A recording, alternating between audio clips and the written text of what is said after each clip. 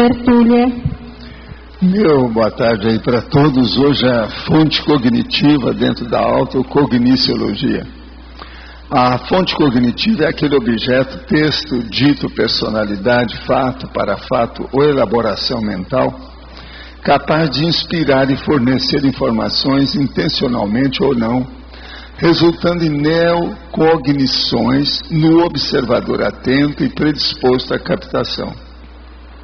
Agora, a curiosidade sadia, a automotivação para a aprendizagem, a inteligência na extração das informações da fonte, a importância de saber questionar para obter as respostas pretendidas, o reconhecimento, a revisão das autocognições, o descarte dos retroconhecimentos envilecidos, o senso de união ao se compartilhar a fonte, o facilitador da empatia, as diferenças individuais na apreensão autocognitiva do mesmo conteúdo, a autoseletividade na captação das informações, a influência do estágio de desenvolvimento cognitivo, as ideias preconcebidas anulando o valor da fonte cognitiva. Por aí, tem muito mais aí. Eu li a metade do material dentro da fatologia. Agora, tem toda uma série de sessões, e tem também 6 categorias de fontes cognitivas, e tem também a classificação das categorias em 2 de esgotamento. E no fim nós falamos, há fontes cognitivas onipresentes, emitindo conhecimentos ininterruptamente, mas sendo ignoradas pelas consciências incautas e alienadas, inscientes da perda de valorosas informações. Você consegue extrair o máximo de informações úteis das fontes cognitivas disponíveis? Qual o percentual de distorções autocognitivas ainda desencadeadas por você? Agora, esse é o verbete 1124, tem 4 páginas, 42 logias e 8 máximos. O que é engraçado é que esses últimos todos estão com 8 máximos, já notou? Coincidiram, vocês selecionaram lá no meio, né? Alguma coisa nesse sentido. Outra coisa, vários deles, todos são de 42 sessões também, você notou? Esses últimos 3 ou 4 dias. Gostaria de saber qual o motivo de tantas personalidades ilustres ressomarem na China, qual a importância desse fato para a humanidade. O problema é o seguinte, a China tem 1 bilhão e 300 milhões de habitantes. E outra coisa, eles estão querendo aparecer para dominar até comercialmente o mundo, já tem uma influência enorme tudo isso, né? Então, é uma fonte, é uma matriz, é uma base, é um centro básico do processo de trabalho de evolução e progresso na Terra. No verbete de ontem, inspirador humano, foi citada na antonimologia a personalidade medíocre. O que seria a mediocridade na CCCI, por favor? Desenvolva um pouco o tema, dê exemplos.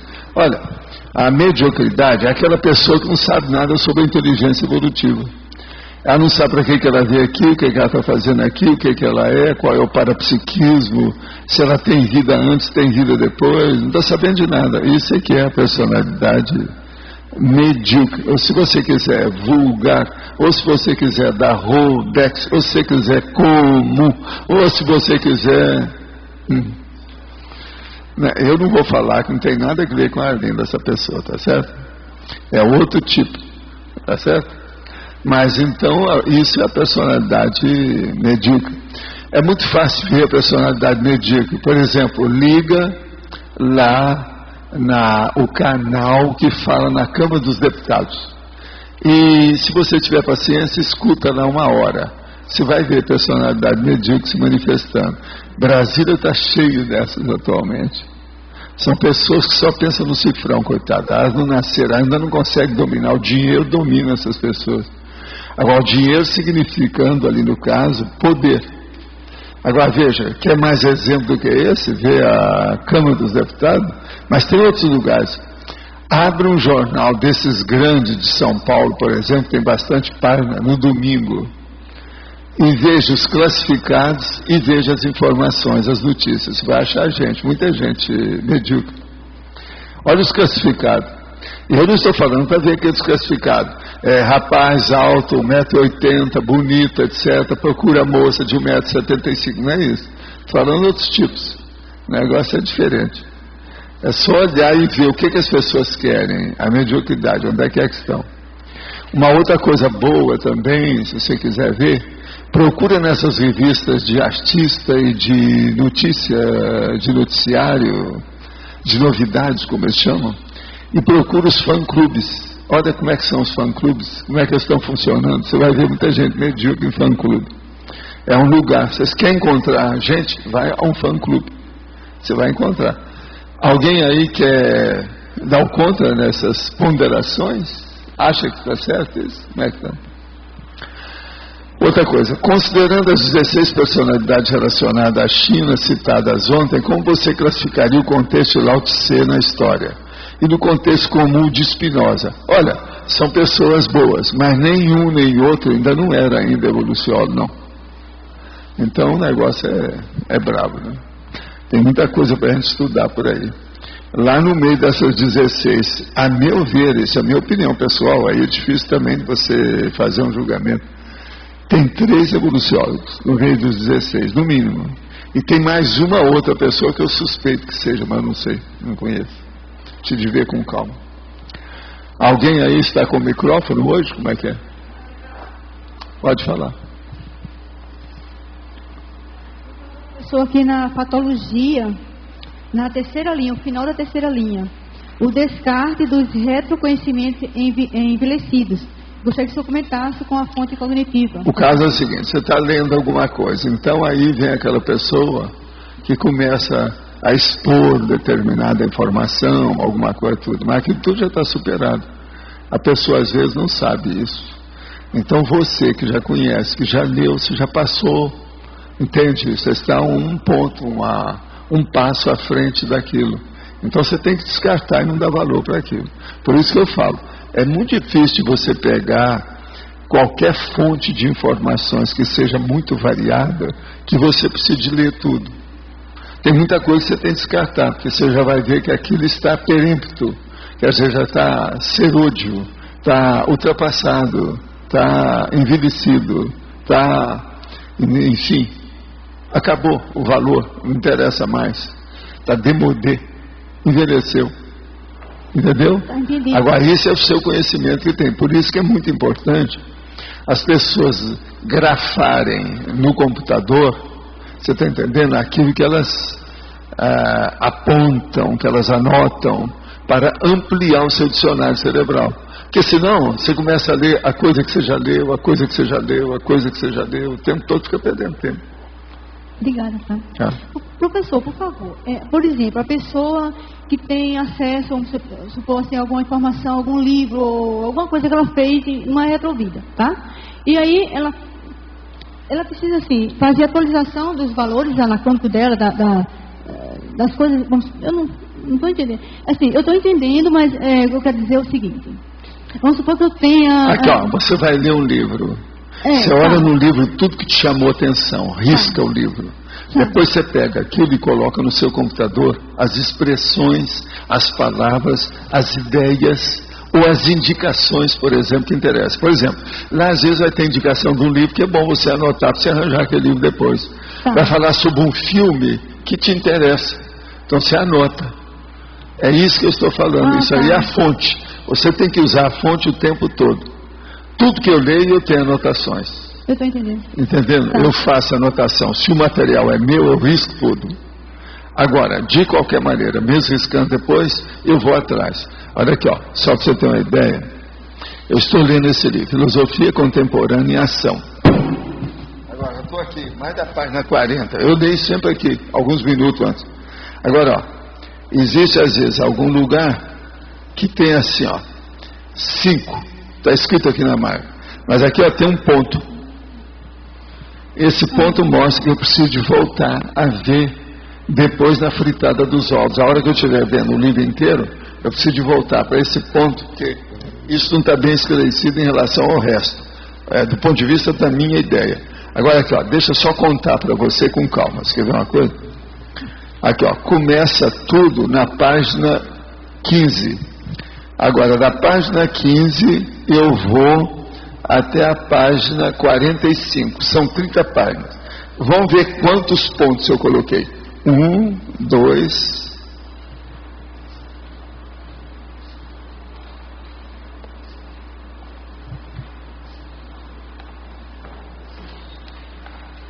3, 4, 5, 6.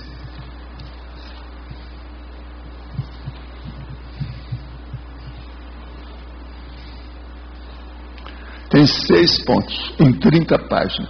Olha, esse livro é bom. Para eu apontar 3 coisas é muito raro. Se eu apontei 6 em 30 páginas... Agora, ele é bom porque ele é uma antologia e tem muita gente escrevendo, está dando o máximo aqui para mostrar o pensamento da pessoa. Agora, tem erro também. Eu coloquei, tem erro aqui. E outra coisa, ele é da Artimédia. Mas mesmo sendo da Artimédia, tem aqui palavrão que eles não viram. A tradução tem cacófito, mas palavrão brabo. Eu não posso nem falar aqui.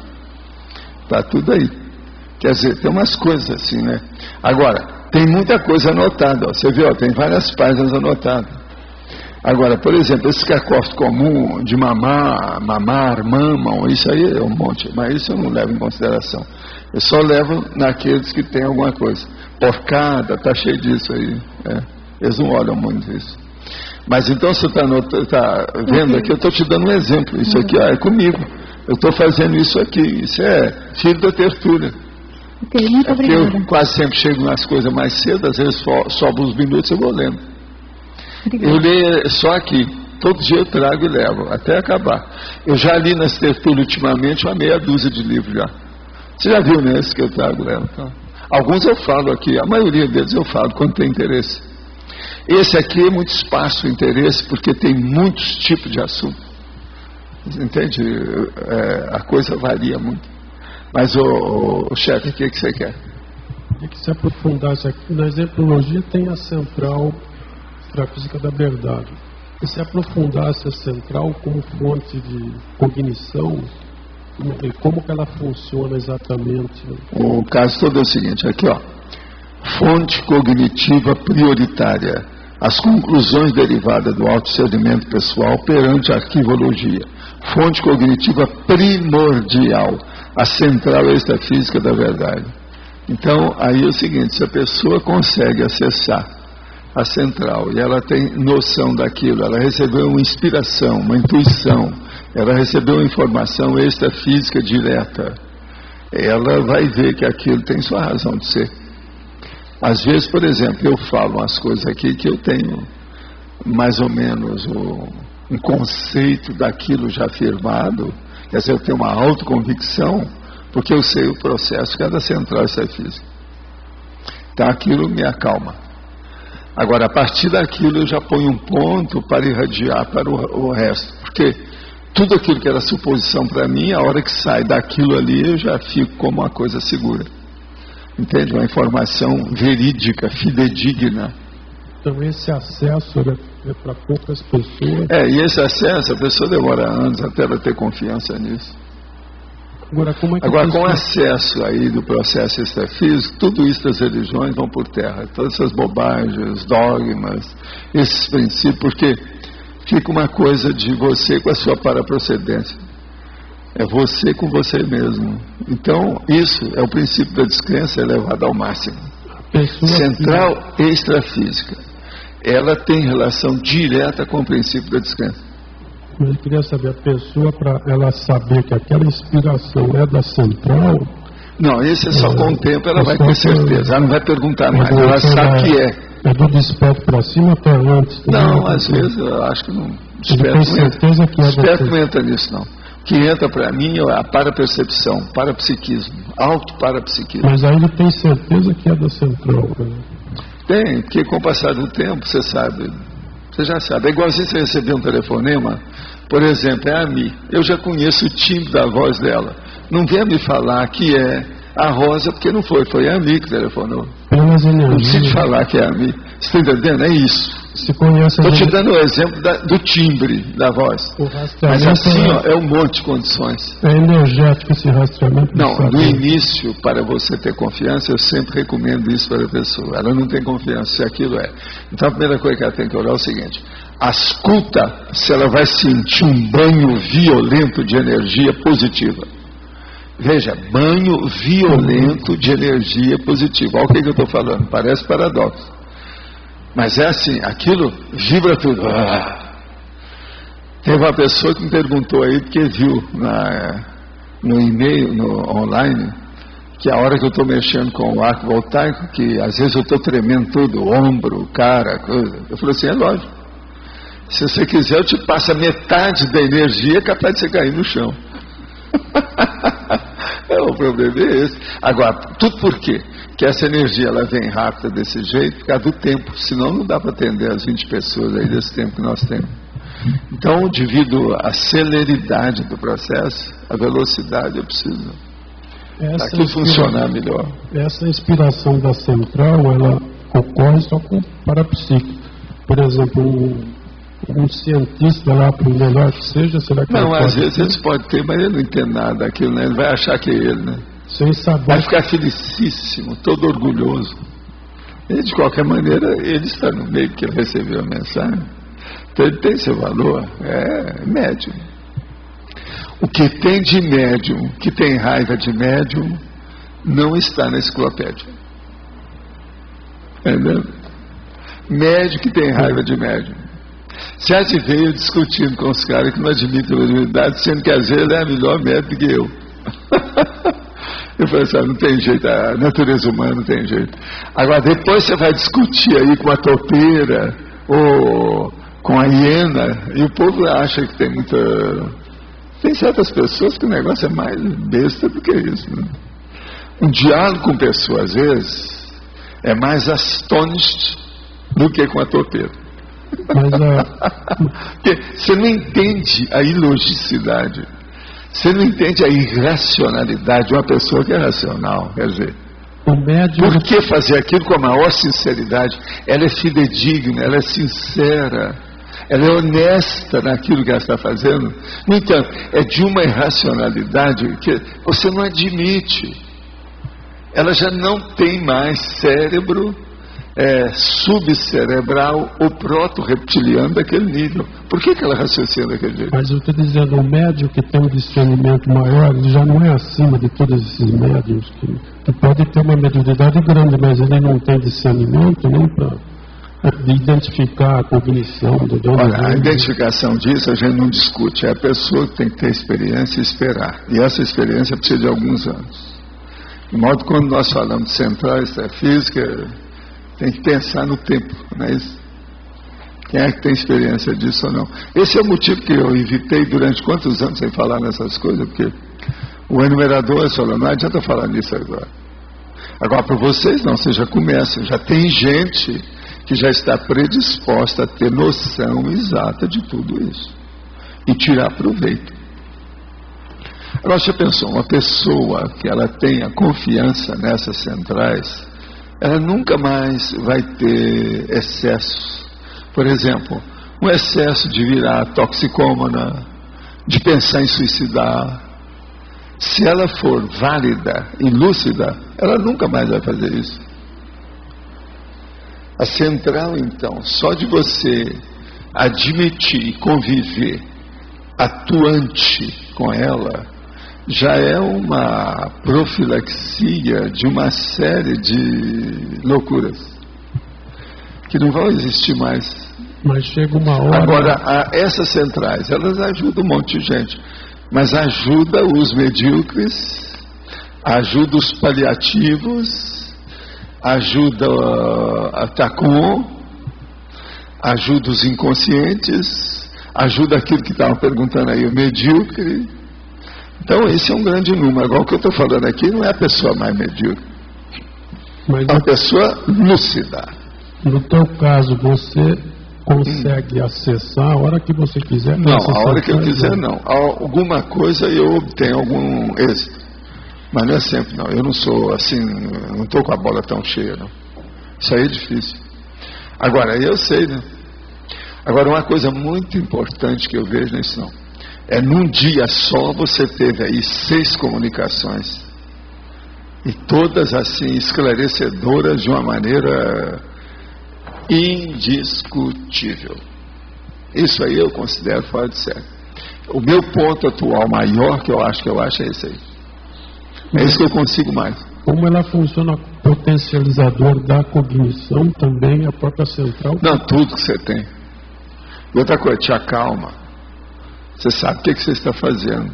Nesse ponto ali está tudo bem. Não precisa de muito retoque. Entende como é que é? Agora, comigo isso me ajuda demais. Isso não tem preço, isso é inavaliável, como eu falo. Não tem jeito. Agora, o problema nosso é estudar isso mais, né? Falar, né?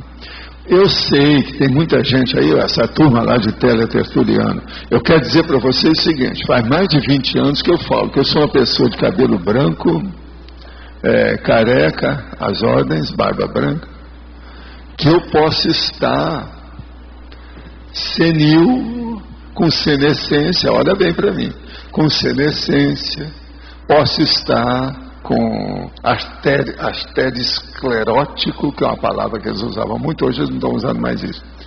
Posso estar começando com uma Alzheimer em alto nível, se for comigo vai ser em alto nível, né? Senão, por pequena não deve ser grande. Então, urubu observa se eu estou nessa. Faz uns 20 anos que eu falo isso. Até agora ninguém comprovou nada que eu esteja assim. Inclusive nós temos uma série de psiquiatras em torno, mulheres e homens. Todo mundo achou, não, você ainda não está assim tão ilúcido ou ilógico. Não, você está nos eixos. De modo que o problema todo é o seguinte, eu estou válido. Qualquer coisa eu chamo a pessoa para jogar uma queda de braço, não é isso? Estou válido. Agora o outro é o lúcido. Então vocês observam bem. Quando você vê que as minhas ideias estão muito avançadas, você pode usar isso. Não, ele deve estar com arteriosclerose, coitado. O cara lá está velho. Já está 77 anos, você sabe. Em Foz, ele não vive em Vilcabamba. Porque se fosse lá, não poderia estar falando isso, que 77 é gente moça. A vida lá começa aos 70. Agora aqui não, a vida aqui já está terminando mais ou menos por aí. A gente chega, muito embora tenha aquela senhora aqui em Foz que teve 117 anos, vocês sabem, né? Saiu no jornal, tudo, tem a foto dela, tudo isso. E tem vários centenários aqui. Eu fiz a comparação entre Foz e Vilcabamba. Então coloquei Foz, longevidade até 100 anos, Vilcabamba até 120. Mas aqui já teve gente com 117, foi exceção, mas teve. Essa senhora veio de Minas, né? Hein? Essa senhora veio de Minas, morou aqui. De Minas Gerais, mas eu não quero saber, né? Mas ela estava em Foz. Ela morou mais de outra coisa, mas era só aqui, a coisa mais difícil que tem é daqui para frente, depois dos 70, dos 80. Não, ela morou... Aonde que ela foi depois disso? É esse que manda. Não é o negócio antes. Que uma pessoa, o Arlindo não chegou para cá e depois não falou para ele que você tinha feito plástica, que ele tinha melhorado por causa da pele, que melhorou, porque ele veio com a poluição toda de paulistano.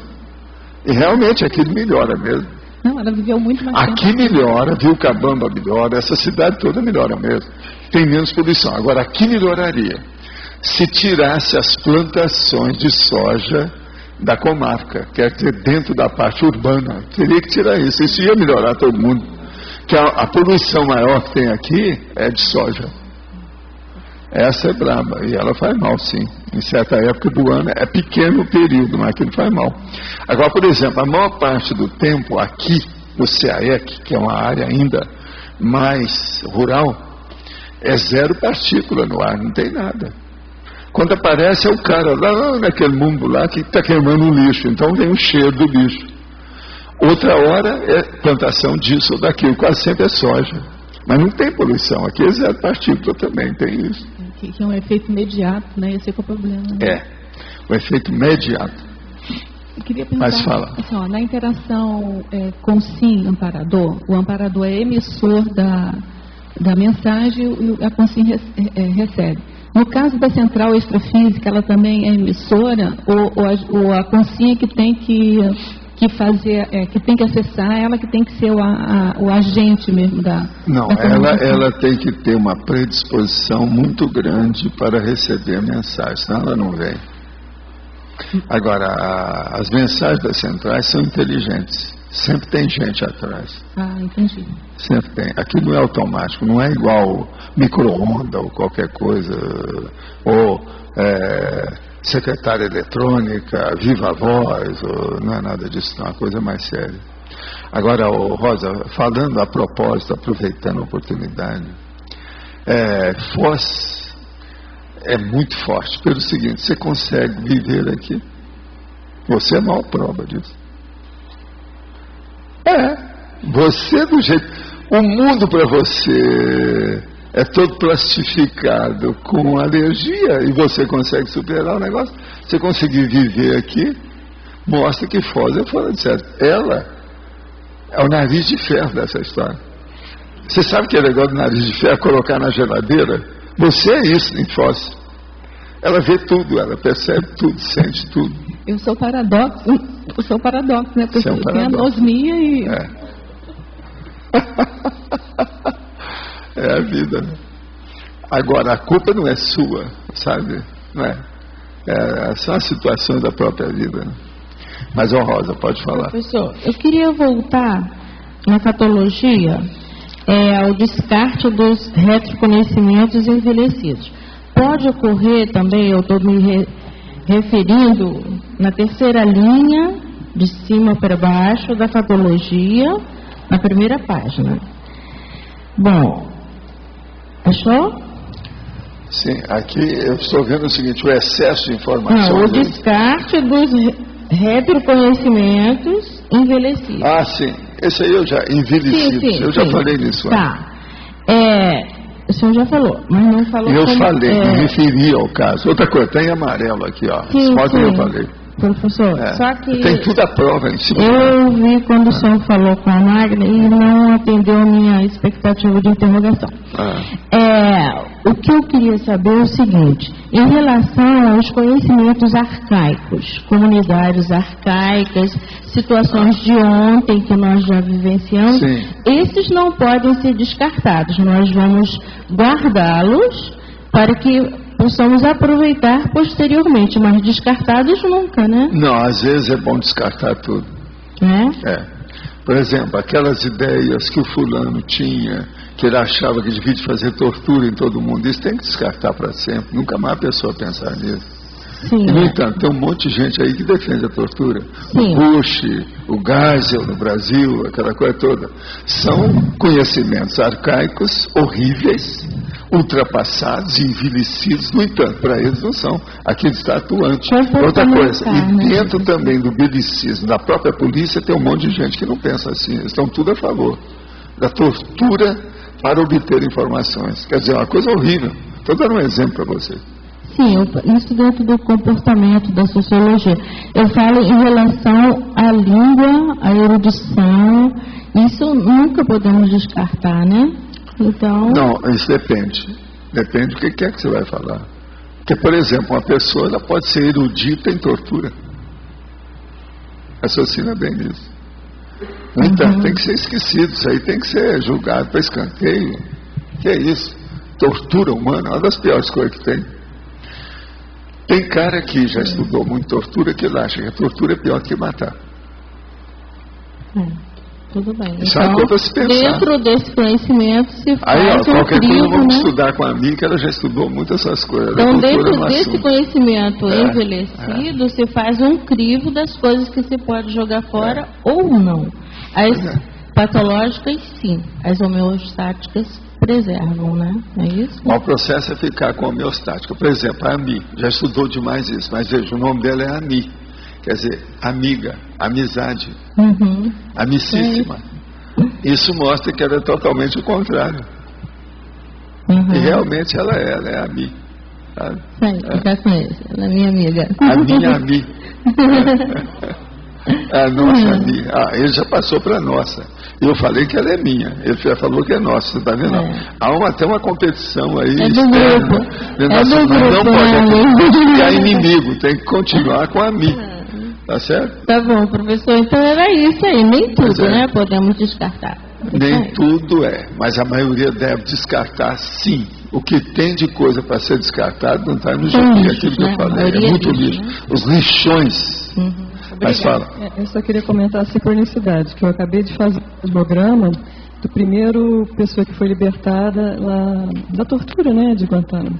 E eu fiz um recorte e coloquei na sua mesa, antes de descer para cá. Eu não vi, não. Ele comenta toda... Foi o primeiro que foi libertado agora? Depois do Obama? E foi para Londres, Ele contou onde ele foi capturado no Paquistão. Parece que saiu uma pessoa de lá recentemente e liquidou com o assunto. Isso. Falou que foi torturado, que levou uma opção de coisa. Ele contou a tortura que ele sofreu em vários lugares. O Guantánamo ele só ficou 4 anos. Eu já vi isso, já faz alguns dias. Eu vi alguma notícia disso. Sim, o jornal não é. Ele tem alguns dias. Interessante. Agora aqui.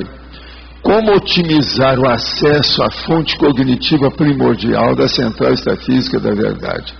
Olha, é você ajudar muito os outros, desenvolver o seu parapsiquismo e pensar na interassistencialidade. E outra coisa, deixar de pensar tudo que seja ruim, só pensar no bom.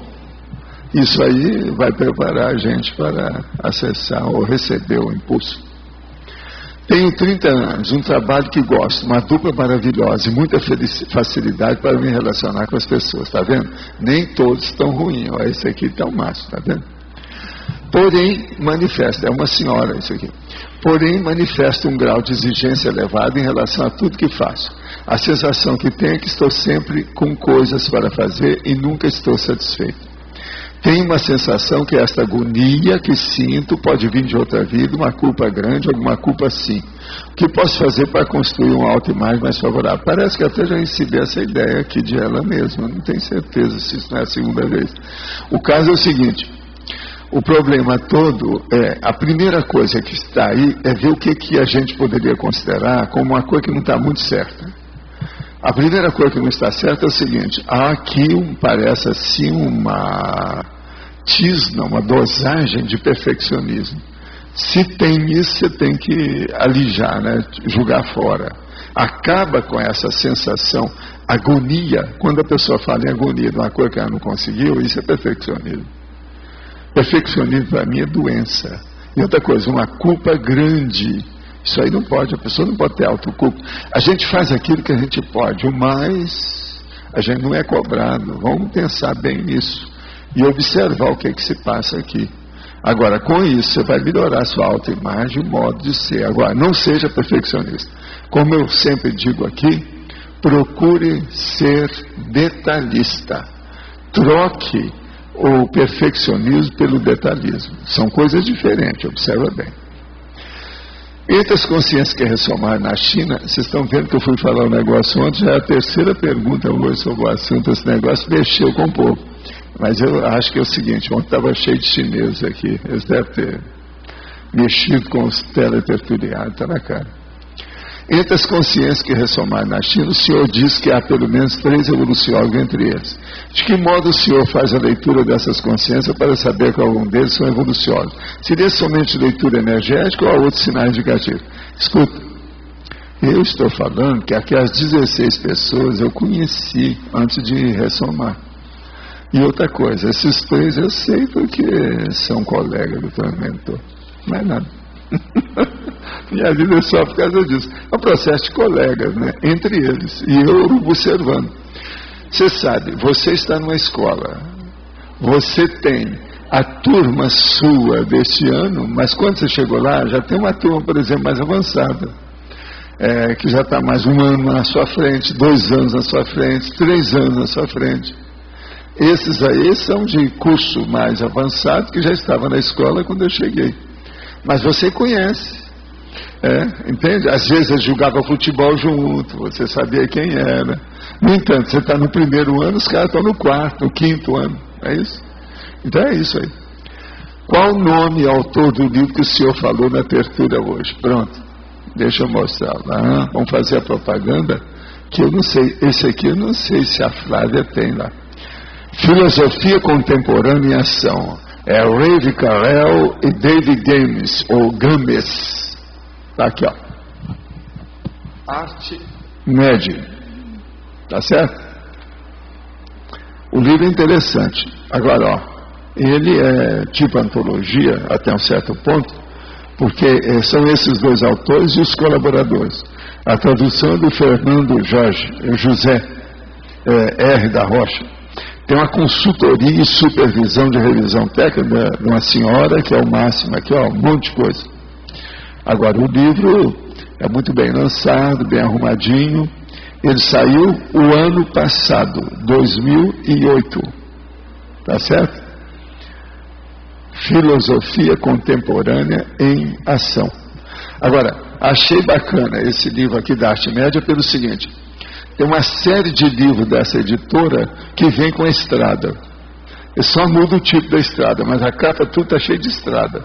Só pegar lá e olhar lá na Mega Store, vocês vão ver uns 3 ou 4 livros da Arte Média. Você olha assim, tem uma estrada, está começando aquela estrada que vai para o infinito, olha, que é livro da Arte Média. Agora não entendo, porque são temas diferentes, eles colocaram tudo a estrada. Quer dizer, deve ser cartilha, né? Que a pessoa está começando a dar os primeiros passos, então tem uma estrada para ela caminhar.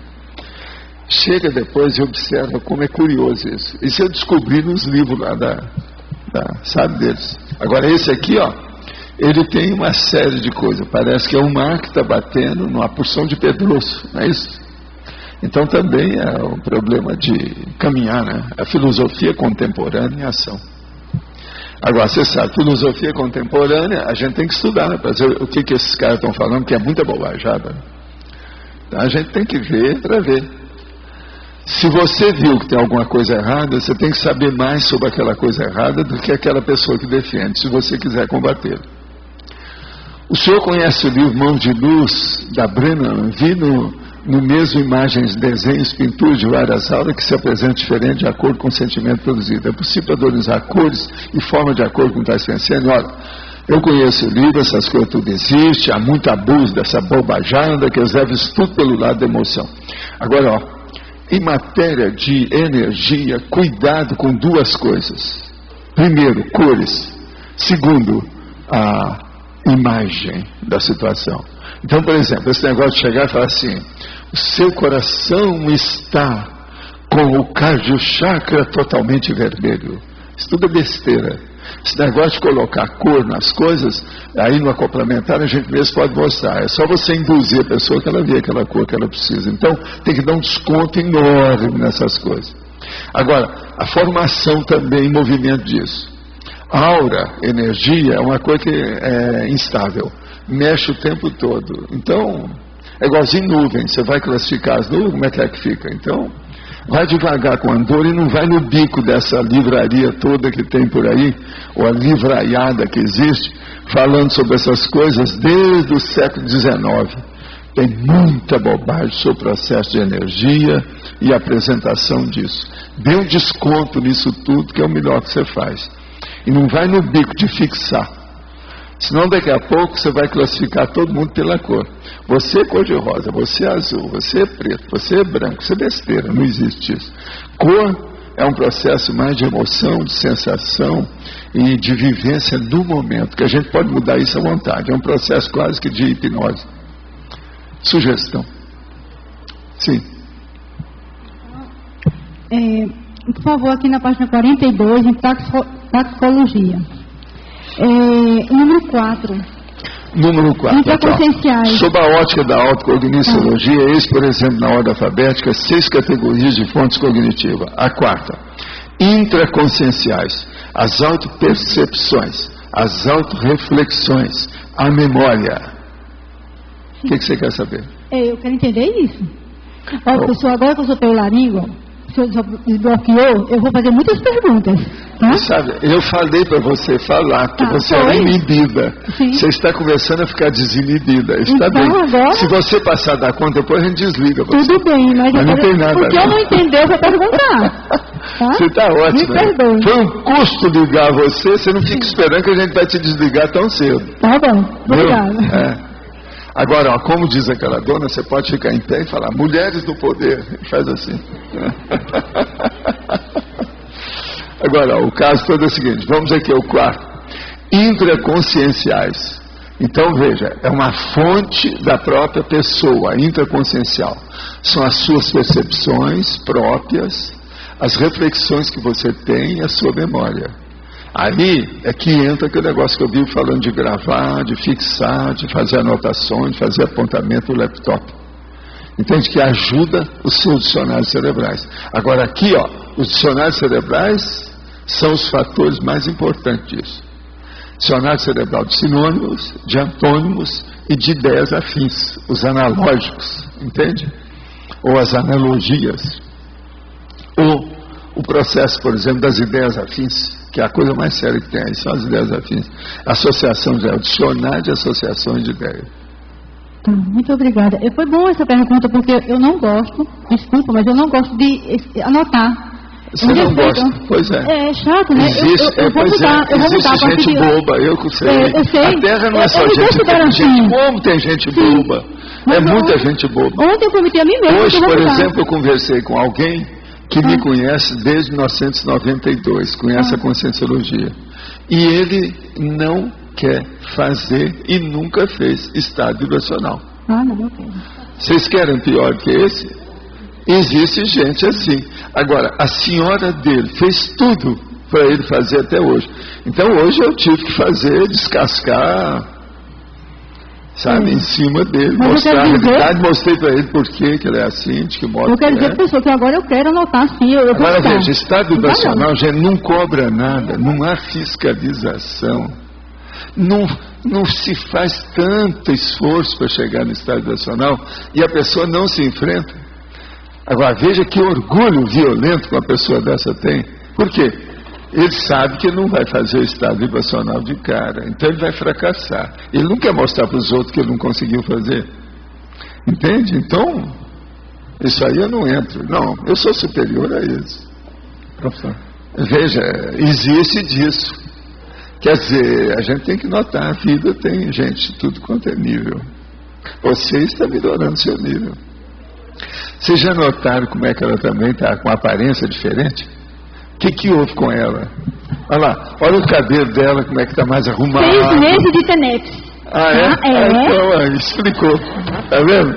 Eu não estou falando que o povo começa a fazer Tenex, fica mais atraente? Sim. Vocês não acham que ela está muito mais arrumadinha? Não sei o que houve com ela. Não houve nada. Eu até quero, quer coisa melhor do que Tenex.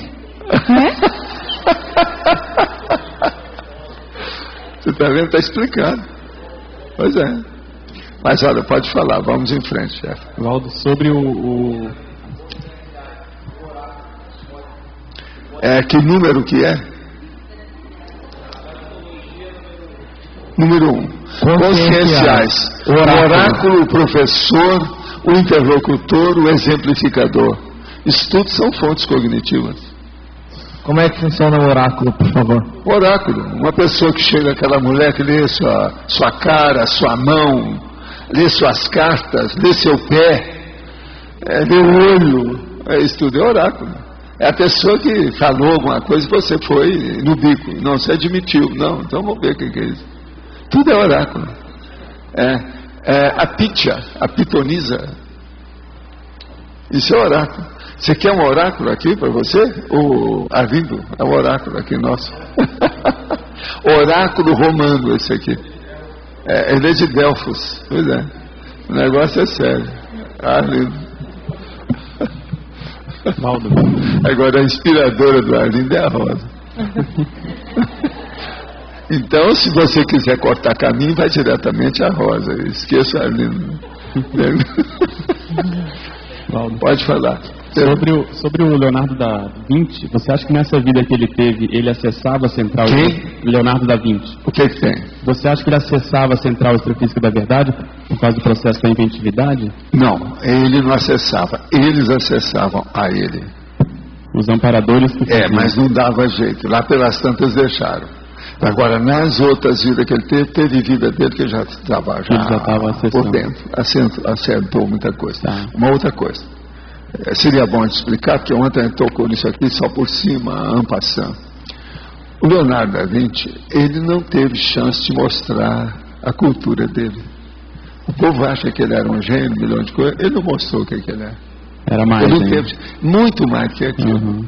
Você está entendendo? Por causa da experiência dele. Agora, não, para mim era por causa da cabeça dele, a parte neurológica. A própria cabeça dele. A própria cabeça dele. Aquilo lá perturbava ele. Por isso que é que ele tinha a síndrome da dispersão. Entendi. Entende? Agora, veja, isso aí acontece com gente nossa na CCI. Eu já falei com gente aí, tem gente aí mais ou menos assim. Entendi. Pode ser que a expressão seja aquela do Leonardo da Vinci, mas o problema patológico é o mesmo. Entendi. Você está entendendo? São pessoas que tiveram muito conhecimento, que eu sei que eu conheci antes. Sim. Entendeu? Eu sei, eu tenho convicção disso. Dentro de mim, isso é fidedigno, é ponto pacífico. No entanto, a pessoa chega aqui, ela começa a ser dispersiva, fica querendo fazer um monte de coisa e não fixa em muita coisa. Fica em subnível. É justamente o caso dele. Agora, o caso dele, você acha que o mega trafor dele, qual seria? Que ajudou ele a chegar no processo de O mega trafor dele, em parte, é o processo da omnicognição. Tá. Que é o que a minha mãe queria, é o que eu pretendo entrar. Faço uma força danada, uma omnicognição. Agora veja, ele, para chegar nisso, com tanta até lucidez dentro do processo patológico dele, ele mostra que ele sabia que serenão se baseia na omnicognição, está na cara. Que enquanto você não souber tudo aqui, você não deixa isso. Então a primeira coisa é conhecer tudo que tem aqui, para ficar livre da terra. Bacana. Agora veja, enquanto você está aqui, você tem que abençoar a terra, você não pode pensar mal dela. Então, há um paradoxo, uma condição paradoxal que exige da pessoa uma maleabilidade, uma flexibilidade, um jogo de cintura. É violento. Por isso que eu tenho que estar picotando a opção de assunto, às vezes os mesmos, batendo uma tecla, a tecla está quase igual a outra. Tangenciando o tempo todo. Mas é o jeito. Agora, Valdo, extrafisicamente ele se apresenta mais com um paravisual feminino ou masculino? Pelo que você... Não, quando ele apareceu aí no fim, ele estava como homem. Agora, eu não sei, nas vidas intermediárias que ele teve de lá para cá, que ele teve algumas vidas. Se ele foi mulher, isso eu não sei. Eles falam algumas coisas lá que ele era homossexual, não era bem assim não. O homem não é assim não. Agora veja, esse negócio de homossexualidade também é uma coisa que a gente tem que pensar bem, né? Sexo, a consciência não tem sexo. Então, se catalogar ou carimbar determinada pessoa disso ou daquilo, tem que dar um desconto enorme nessa história. Precisa saber na prática como é que a pessoa funciona, se é mesmo, se ela está no armário, se está fora do armário, se aquilo cria problema para ela ou não. Porque para mim, chega num ponto que, por exemplo, você vai falar em sexo com serenão, isso é brincadeirinha, né? Besteira. Eles fazem o que quer com esse negócio de sexo. Então como é que fica? Porque sexo, por exemplo, eu faço o que eu quero com a minha mão. Que a minha consciência não tem nada que ver com a mão, mas só enquanto eu estou aqui. Eu caio disso aqui, sai fora, na minha projeção, não tem nada que ver com a mão. Sexo é isso. Então, vamos entender. A primeira coisa que tem em matéria de sexo, para mostrar que a pessoa tem lucidez, é que ela não pode ser submissa ao sexo, ela não pode ser escrava do sexo. Ela não pode ter carência sexual. Tem alguma coisa errada nisso. Quer dizer que ela não domina o problema. Agora veja, foi isso que durante 15 anos eu tentei inspirar o povo todo para conjugar essa turma. Agora valeu, né? Porque muita gente apareceu, ficou aqui comigo. Eu dentro disso, eu aglutinei, eu não desaglutinei o povo com o processo de sexo. Você está entendendo? Que muita gente é o contrário. Então você veja, alguma coisa também eu já entendo disso, porque senão eu também não ia falar, porque senão ia perturbar a minha vida. E quando você fala, entendeu, né? Entendi. Quando você fala da psicopatologia dele, a fonte disso qual foi? Para mim é o problema mais neurológico da cabeça dele. Eu ainda não vi ninguém falar isso nas biografias dele. Mas para mim, a minha hipótese é essa, a fera que eu conheci é isso. Entendi. Você está entendendo o que ele quer dizer? Mas como que se manifestava? Era mais pela distimia? Era mais... Não, ele era um pouco mais fechado. Mais introspectivo. É introspectivo, tinha umas coisas assim. Mas não chegava a ser, por exemplo, eu não acho que ele chegou a ser autista ou qualquer coisa, não é isso. Mas ele era um pouco mais fechado. Então veja, ele sofria com a autorreflexão. Esse aqui seria talvez o diagnóstico maior da patologia dele. Olha a lógica. Uma pessoa, gente, nós todo tempo fazer autorreflexão. Se uma pessoa sofre com isso, isso é doença. E é das doenças piores que tem. Você tem que ter uma autorreflexão sem sofrimento. Porque se você sofre, é um processo psiquiátrico. Tem alguma coisa alterada nisso aí. A autorreflexão é para levantar. Então veja, ele era um caso psiquiátrico. Agora, aquilo se manifestava na vida prática, através do que ele fazia, pela dispersão. Então ele sofria com a autorreflexão. Aquilo, por isso que aquilo colocava em desenho, em escrever, entende? Aquilo é fuga. Entendeu? Quer sair daquilo. É um processo. Agora veja, isso aí é porque ele não estava aguentando os dicionários cerebrais dele. Ou aquilo que ele tinha, alguma rememoração. Então, agora, por isso que eu falo, você pensou, tem certas pessoas aqui que se tivesse toda a retrocognição que tinha, não ia durar um dia. Ia pirar. Em 24 horas estava pirado. Não daria. Porque com um pouquinho que a pessoa tem, já fica um pouco... entendeu? Isso aí é duro. Por isso que eu falo, gente, nós temos que ter reflexões sem sofrimento. Gostar do assunto. Agora, para isso, a pessoa tem que gostar de si mesma, né? Ela não pode ter raiva de si própria. Por exemplo, uma pessoa que se auto-vitimiza, ela tem raiva de si própria. Uma pessoa que não tem autocrítica, ela tem raiva de si própria. Uma pessoa que tem autoassédio violento, ela tem raiva de si própria. Por quê? Ela está se enganando. Isso é raiva. Entende? É ojeriza de si mesmo. Está errado. É aquilo que o povo hoje chama de auto-ódio. Né? Está mais ou menos claro isso aí? Sim, obrigado. Quer dizer, não está nada claro, mas pelo menos a gente já tem uma ideia do que pode estudar. Sim.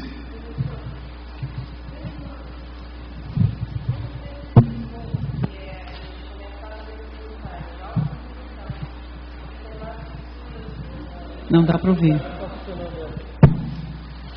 Arranja outro, tem outro aí por perto? Passa lá para ela, vai. Pega lá, ó, pega outro. Para isso é que tem outros. O aparelho serviu, é para isso, a gente troca. Escuta uma segunda opinião do aparelho. Né? Tá.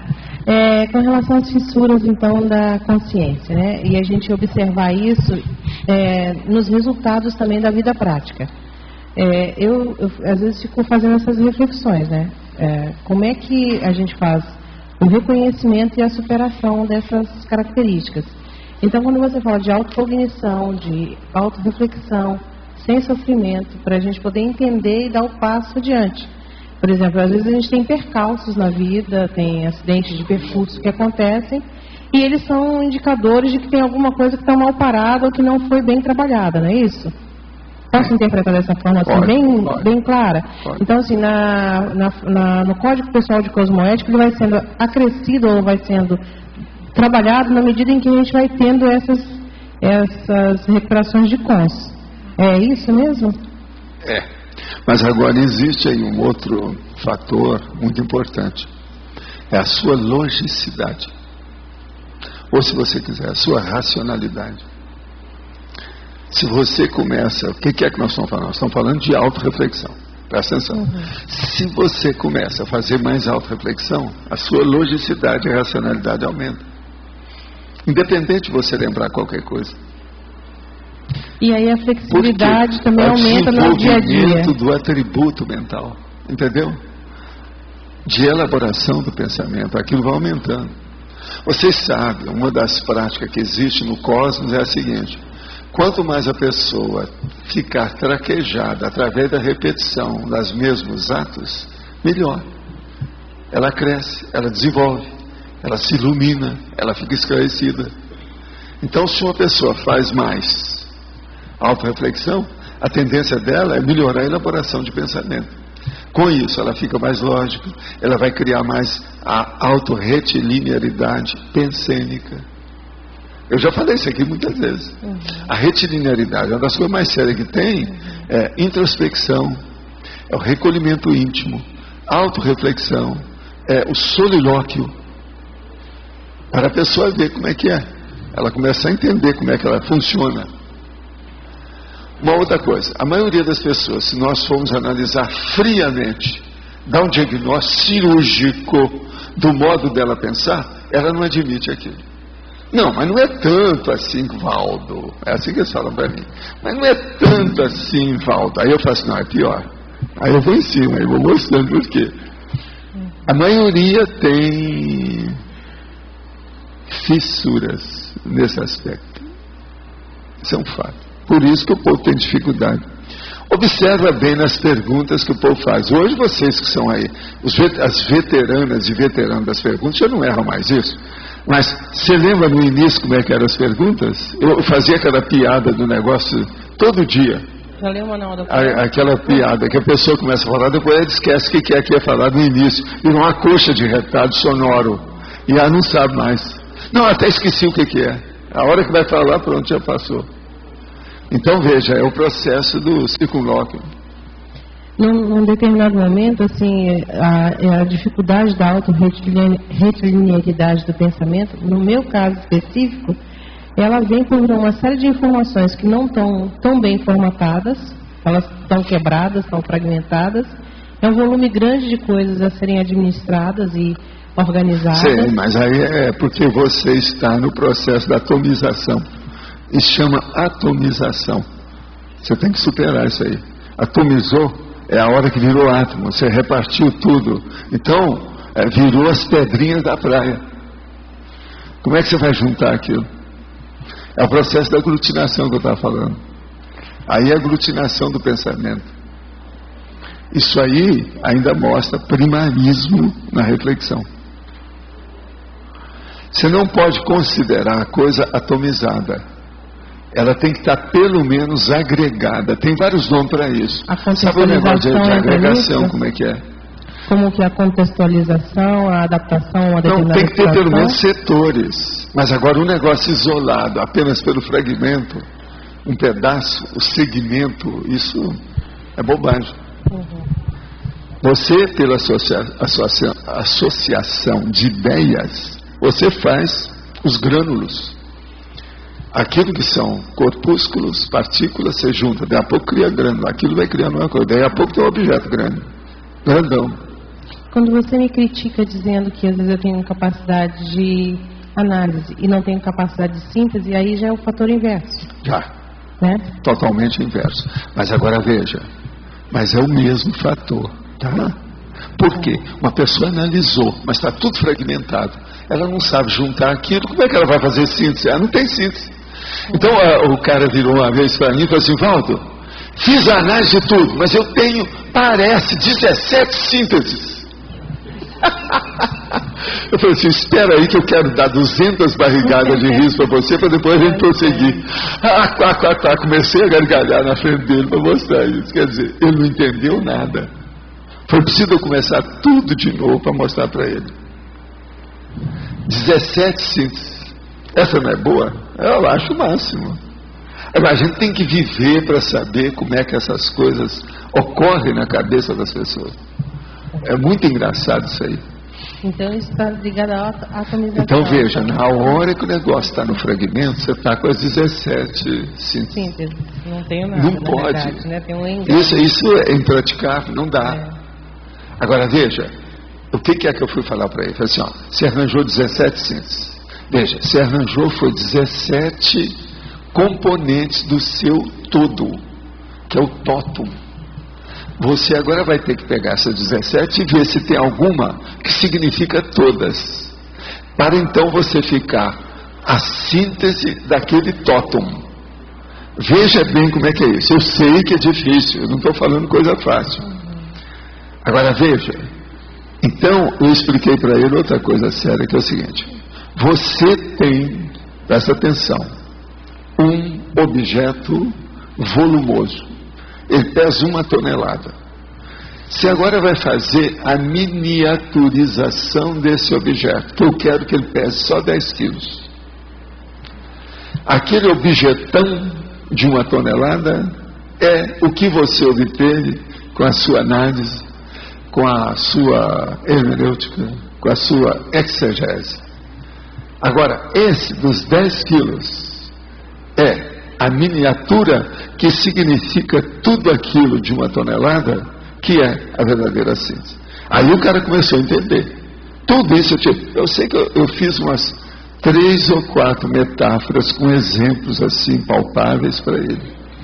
Exemplo palpável, hoje em dia estão gostando de usar em português outro. Fizeram a tradução do primeiro episódio do Monk, da 5ª série, que fala no tangível. Não, ele deu a prova tangível. Então estão usando o tangível já no cinema. Em vez de falar que é concreto, palpável, é tangível, agora está na moda. Eu vi ontem, porque me deram a 5ª série do Monk. Então eu fui ver o primeiro episódio que apareceu, foi esse. Eu não sei se alguém já viu, que é o episódio que aparece o cara que ia fazer o filme dele, do Monk, o ator. Então é o ator. Agora aqui é uma besteirada, é uma bobajada danada lá. Agora o ator ficou a cara dele mesmo, aquele cara é muito bom, né? Ficou igualzinho ele. Eu estou na mesma situação do cara aí, que você estava dando vários exemplos. Seus 17... porque aí eu comecei a pensar, se eu tenho lá, então, a rocha com 10 toneladas, e eu tenho que trazer 10 quilos aí, ela ser um reflexo dessa grande coisa, a minha dúvida é, eu vou pegar a essência ou eu vou ter uma miniaturização do complexo? Não, você vai ter tudo que representa aquilo. Por exemplo, pegue um computador antigo, aqueles que pesavam 3 toneladas, do jeito que a hora que eu fui colocar o primeiro nas nossas empresas, ele era maior que essa mesa. Mainframe. Agora veja, e hoje eu pego o computador assim desse tamanho. Esse pequenininho, ele é melhor do que aquele grandão. Então vamos devagar. Você pode pegar uma síntese que seja maior do que o todo. A parte pode ser maior do que o todo. Vamos devagar com isso. Devido à qualificação da particularidade, ou seja, da parte. Quando você fala isso, e me falou das 17, eu lembrei das ICs, sabe? Não, 17 é IC, mas tem uma coisa pior que eu falo. O que é que eu falo aqui de 17, que é uma coisa seríssima, faz mais de 20 anos que eu falo. Olha lá. Ela é o meu computador aqui. Fala, Kátia. Fala alto. Família com 17 membros. Vocês já viram falar isso, já? Se a sua família tem 17 membros, você tem toda a síntese do cosmos. Vocês já viram falar, né? Tem com os réus, tem com os bel, tem tudo lá, se tem 17 membros. Esse aqui é o 17 mais 7. Agora, gente, aqui, ó, outra pergunta. Obrigada. O senhor acabou de falar sobre uma pessoa que sabe que não vai conseguir fazer o EV de cara. Nesses casos, quais recomendações a seguir para obter ele sem desanimar? Uma pessoa com bloqueio consegue fazer EV? Primeira coisa, a maioria das pessoas, quando consegue fazer EV, ela faz parcialmente, mas não faz uma coisa satisfatória. Isso é normal. O problema é insistir, insistir, insistir. E não ter vergonha nem orgulho de enfrentar a si mesmo, não. A gente tem que enfrentar a gente mesmo. Não tem saída. O problema é esse. Agora, qualquer pessoa consegue fazer o EV de alto nível, se quiser.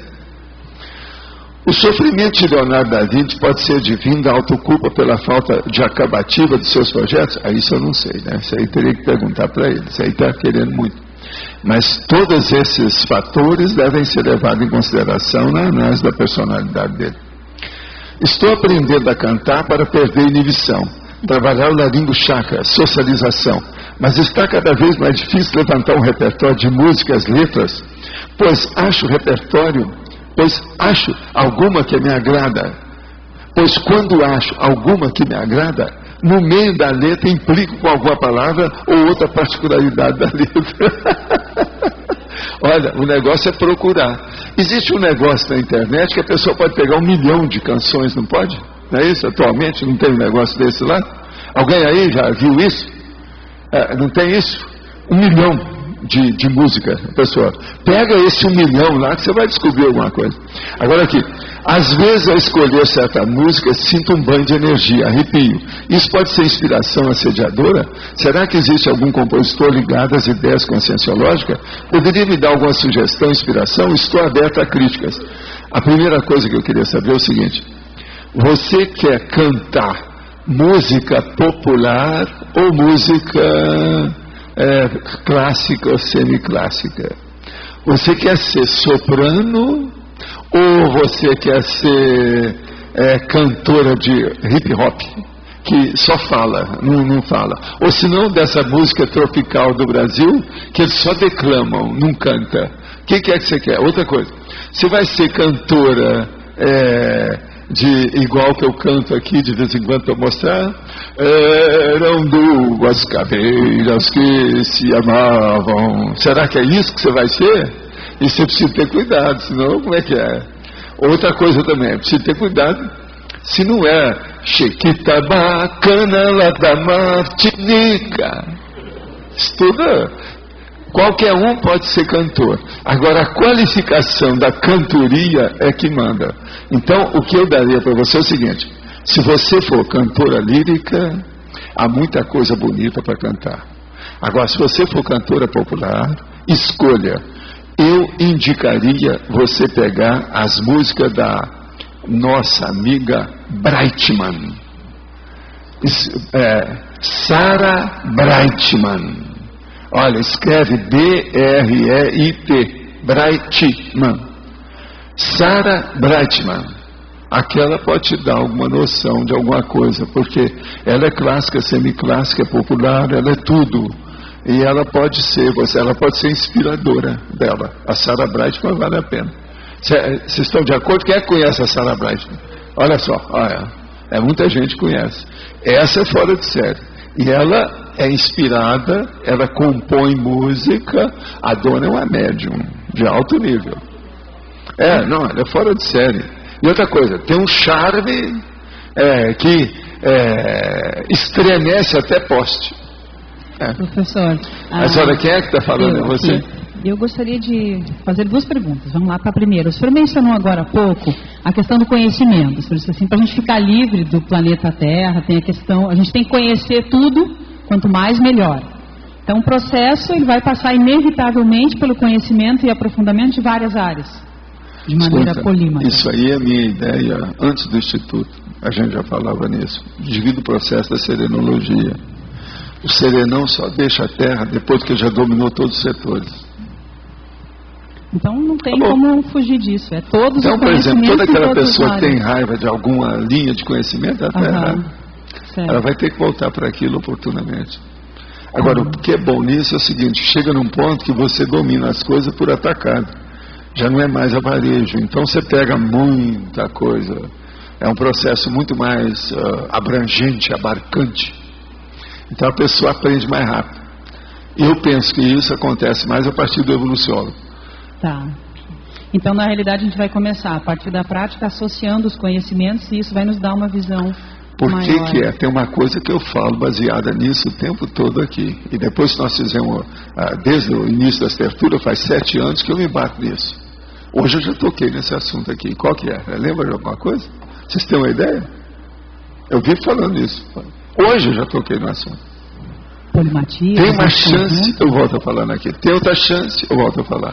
Agora, esses últimos anos, praticamente quase toda a tertúlia eu falo, é de propósito. Reflexão. O que é?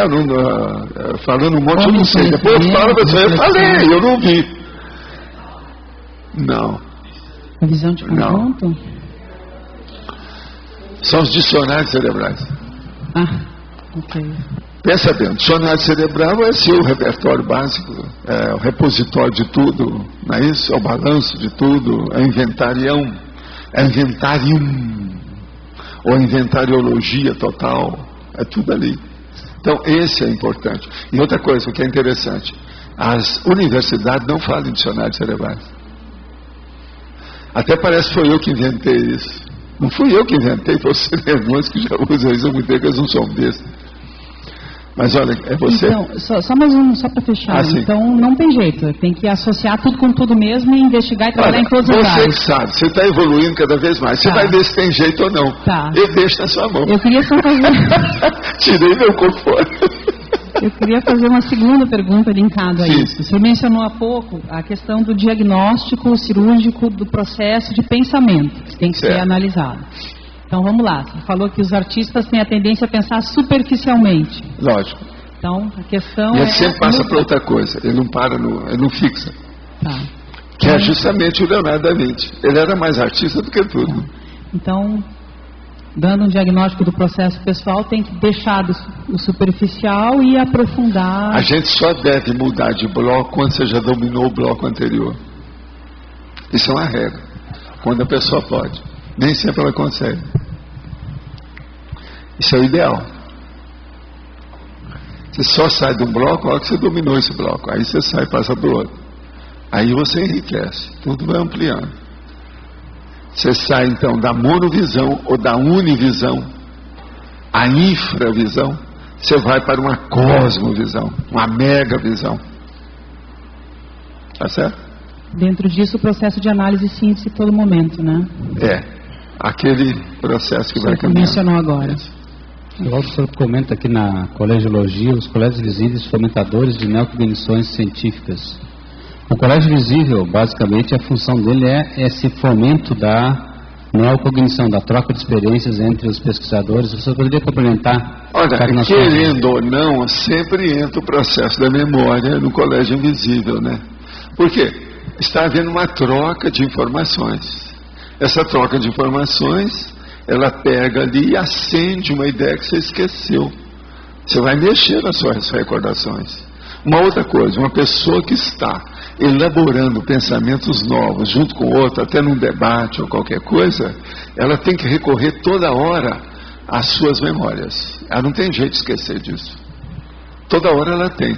Então a retrocognição aí, eu considero como sendo muito importante. Agora o que eu falo aqui, veja bem, os colégios invisíveis fomentadores de neocognições científicas.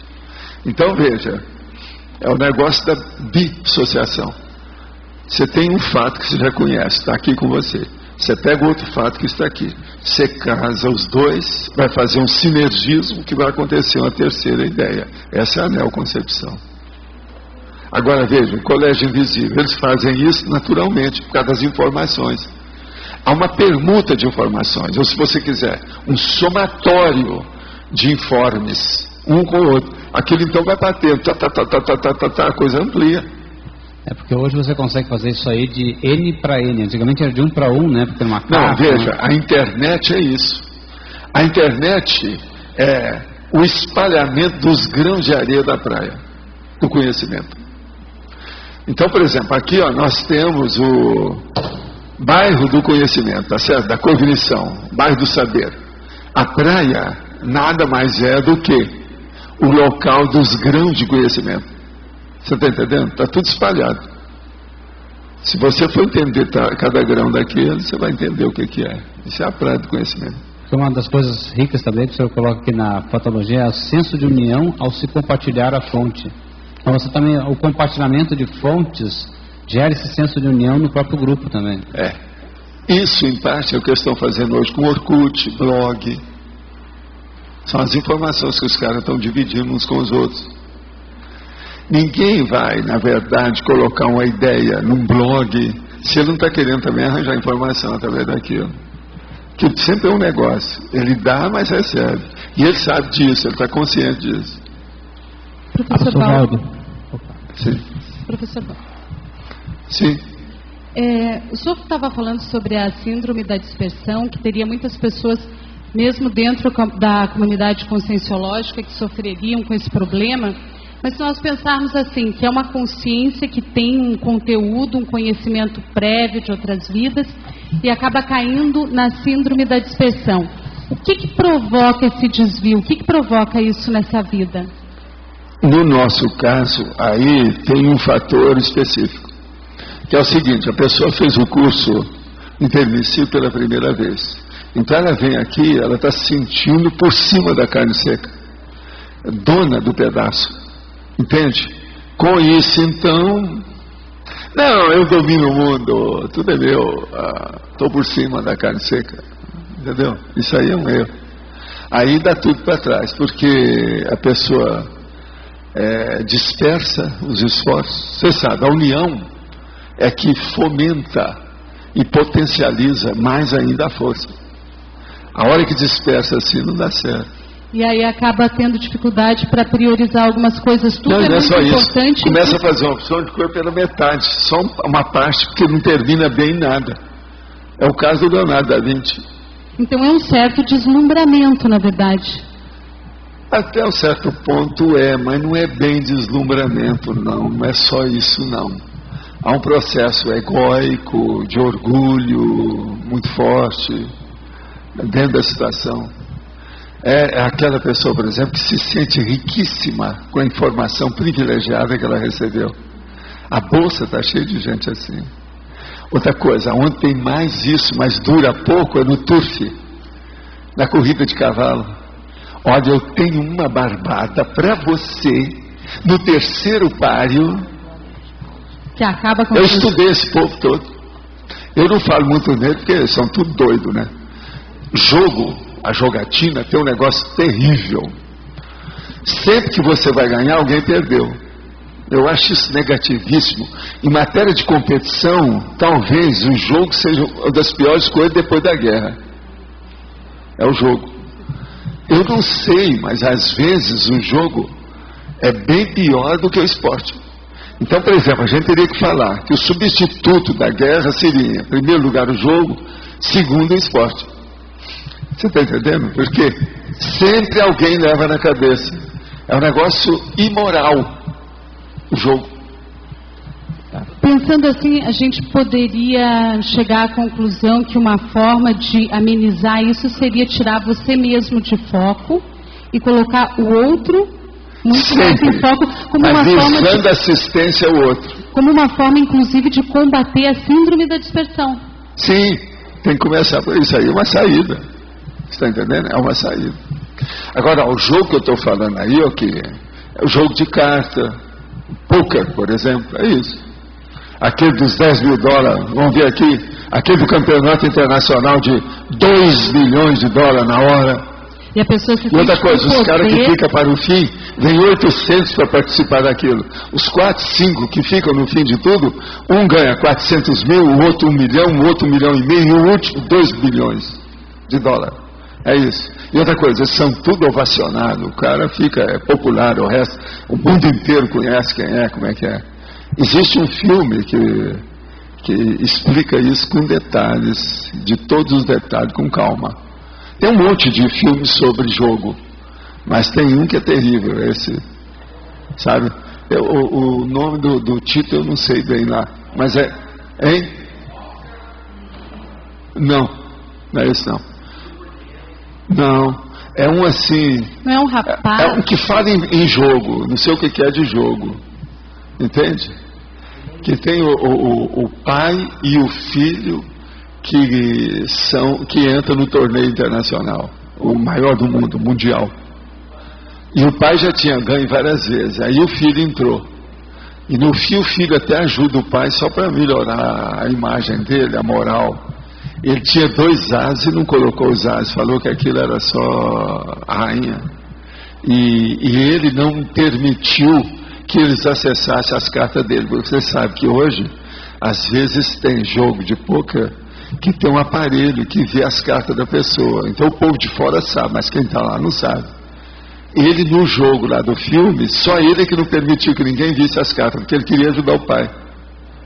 É muito bem feito sobre esse aspecto, o processo filial dele. E o pai descascava o filho de tudo quanto é jeito. Que é uma briga de inteligência na questão do pôquer ali, de pai e filho. Você está entendendo como é que é? Agora, esse filme está aí. Ele é filme comum por aí. Mas eu posso trazer depois, eu olho lá nas minhas notas, eu vejo lá o título.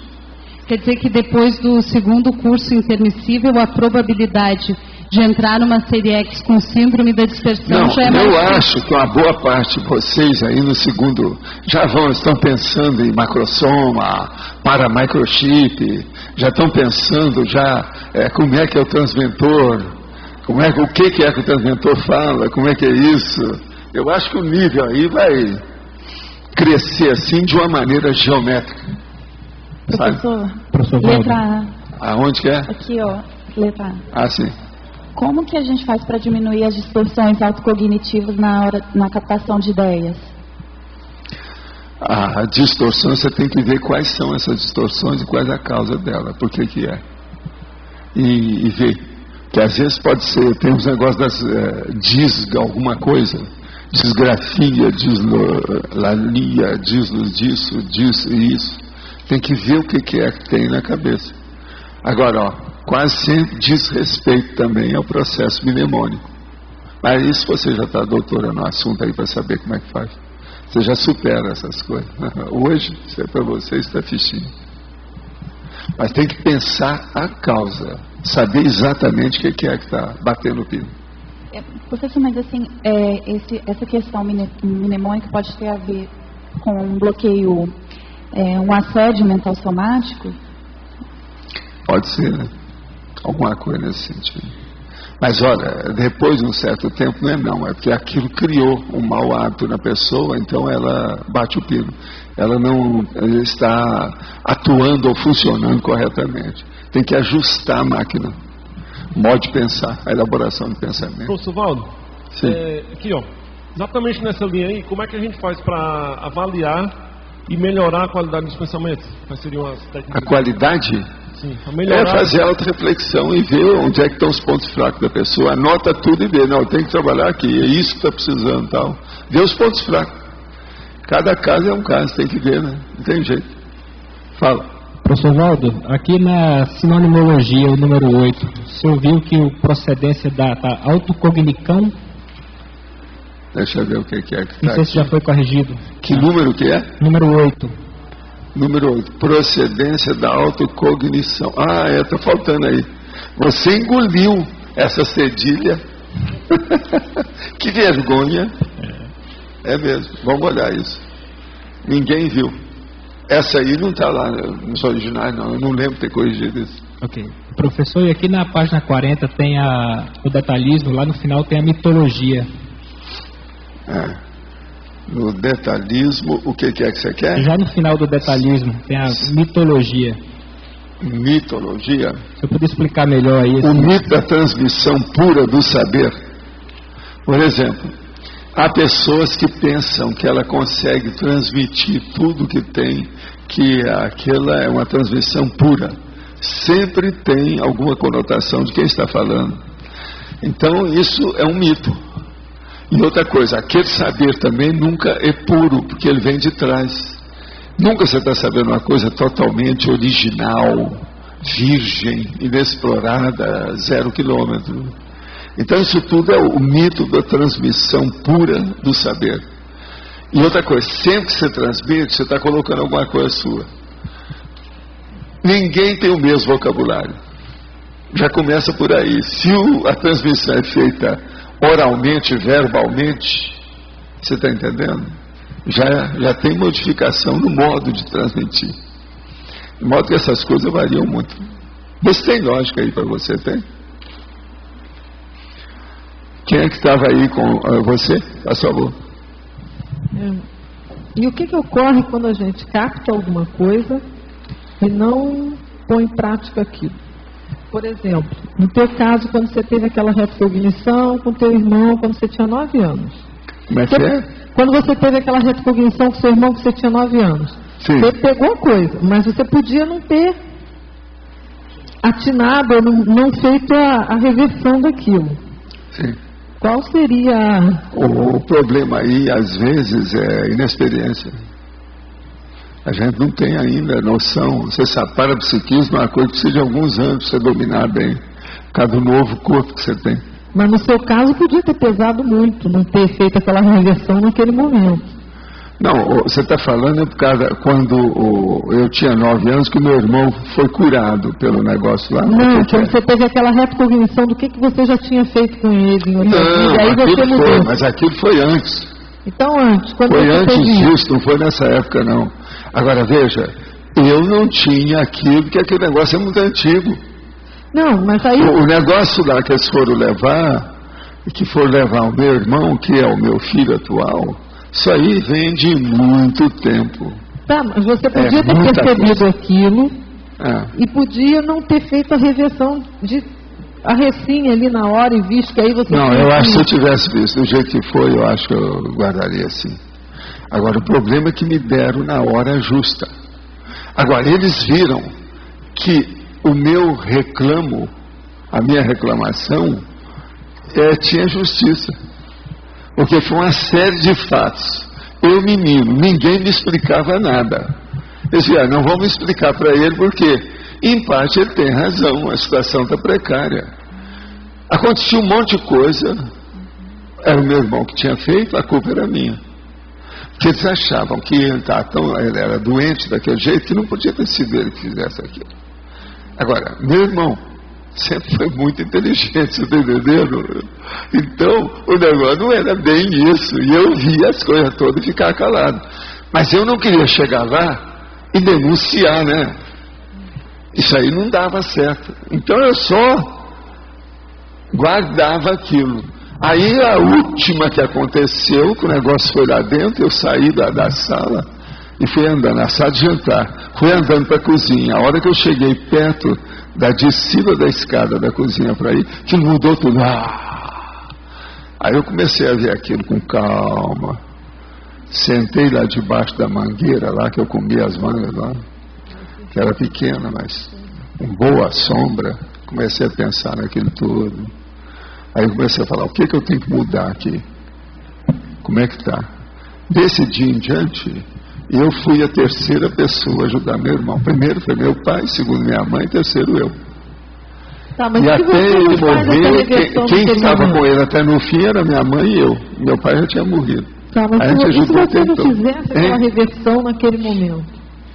Não, a reversão aconteceria se eu visse a cena, como é que foi, porque há uns problemas, Grace, de retrocognição que você se vê lá dentro. A situação é muito difícil. Aquilo lá eu via direitinho. E não tinha jeito. É como se você revivesse aquilo novamente. É uma revivescência. Então isso não tem jeito. Você vê o que é. Agora, por exemplo, eu não quis nem saber as consequências daquilo, o que deu. Se ele morreu, se não morreu dali. O que é que aconteceu com o povo. Eu nem quis saber daquilo, não. O episódio foi tão marcante que, já entendi tudo, não quero saber do resto. Entende? Agora, a partir disso, eu compreendi que teria que relevar mais do que eu estava relevando. Não falei nada. Agora, o melhor da história, ninguém nunca ouviu uma palavra de queixa, de lástima ou de reclamação a respeito dele comigo. Por quê? Eu tentava expor o fato que era. Ninguém ouvia, o diabo ficou fora. Então, eu ficava com a culpa. Agora, chegou um ponto que eu falei assim, não, vai chegar um ponto que isso aqui está errado. Foi aí que aconteceu o cara. Aí eu falei assim, não, tem que relevar tudo. Eu depois, uma das perguntas que eu lembro que eu fiz com a minha mãe sobre esse assunto foi o seguinte, minha mãe, me explica uma coisa. O que é que o menino não entende, que uma pessoa grande entende? Me explica essas diferenças que eu quero saber. Lá foi a minha mãe explicar por que era. Então ela começou a falar, olha aqui, você já notou que a sua cabeça está crescendo? A minha cabeça não cresce mais, a sua cresce. Agora, você já notou que o que manda é o que está dentro da cabeça? Você mesmo não fala que você quer estudar isso? Veja, você tem uma cabeça que ainda não está pronta. Aí eu virei para ela e falei assim, quer dizer que eu sou igual ao mamão, né? O meu mamão está verde, tem que ficar amarelo, é isso? Por isso que eu falo que aqui é o espremedor de cérebro, a hora que fica amarelo. Está entendendo? É a manga amarelo, o mamão amarelo. É a hora que a cabeça cresceu, está no máximo. Não tem mais jeito de expandir. Isso acontece geralmente em torno dos 26 anos. Então, é aí que é o sério. E eu comecei a entender o processo da meninice muito cedo. O que é a infância? Agora, com isso tudo, eu queria estudar para ficar maduro, adulto e velho o mais depressa possível para sair daquilo. Porque na minha terra era muito difícil uma criança ser ouvida. E eu, para me fazer ouvir, quer dizer, os outros me ouvirem, demoraram alguns anos. Foi preciso eu mostrar um monte de fato. Agora, os amparadores me ajudaram, né, a mostrar aquilo, a ver certas coisas, falar, os fatos vieram a meu favor. Agora, aos 9 anos eu dominei tudo. Meu pai eu dominei um pouco antes, por causa do processo dele lá, eu falei, uns anos antes eu falei, ele admitiu, ele começou, isso me ajudou. Mas o resto da turma, isso aí eu demorei, foi até essa época do meu irmão. Então o problema não é esse não, o caso todo, Grace, que eu vejo é de autocognição. A criança tem dificuldade para isso, que o cérebro tem evolução, é difícil. Criança a gente tem que ter muita paciência para explicar as coisas com calma, na linguagem que entenda. Agora veja, você só pode deixar a conversa na hora que as perguntas que a criança fez para você, em retorno, aumentaram o assunto. Se não aumentar, tem alguma coisa errada, a sua transmissão não foi boa. Isso é uma das técnicas que eu uso. Você entendeu isso que eu falei ou não? O caso é o seguinte, a criança está aí, está falando, está com problema, então ela expõe para você. Você começa a dissecar aquilo e vai puxando o fio da meada, explicando tudo. Ela tem que continuar fazendo pergunta dentro daquilo que você explicitou, faltou alguma coisa que ela tem que perguntar. Você tem que acompanhar aquilo, até chegar um ponto aquilo ficar claro. Por isso que criança eu acho que tem que fazer isso. Com adulto aqui não precisa disso. Para adultos, certos adultos aqui de vocês, pingo é letra, ponto é discurso. Quer dizer, criança não é assim. E outra coisa, ela é sincera, porque ela fala tudo que ela sente. Não entendi nada, não é isso, não vai. Acabou. Agora, se você deixar aquilo mal parado, piora tudo. O mal entendido prossegue na cabecinha dela. E aquilo vai até para a adultidade. Vai embora. Problemático. Gente, aqui outra pergunta aqui. Conheço uma pessoa que dorme de 12 a 14 horas por dia ou mais. Ela tem 25 anos e tem arritmia. Esse excesso de sono deve ser a sua arritmia ou outro processo? Não. Isso aí tem que ver que pode ser uma série de condições. Isso aí é o processo do... ela foi gato recentemente. Por isso que dorme tanto. Isso é que o meu amigo falou, não, essa aí já foi gato recentemente. Era uma moça muito bonita, que era uma gata, né? Então não, ela foi gata recentemente, é por causa disso. Né? A moça tão bonita dessa para dormir tanto, o mundo todo a seus pés, e ela dormindo, não dá, né? O pai já tem razão. Isso aí precisa de ver, a gente não pode falar que a arritmia tem algum processo que tem a ver com isso não. Precisa de ver essa arritmia, o que é, por que é, que relação que tem. Agora, isso aí é a hipossonia. Uma coisa boa é essa pessoa entrar na polissonografia lá daquele laboratório de sono, etc. Em São Paulo tem.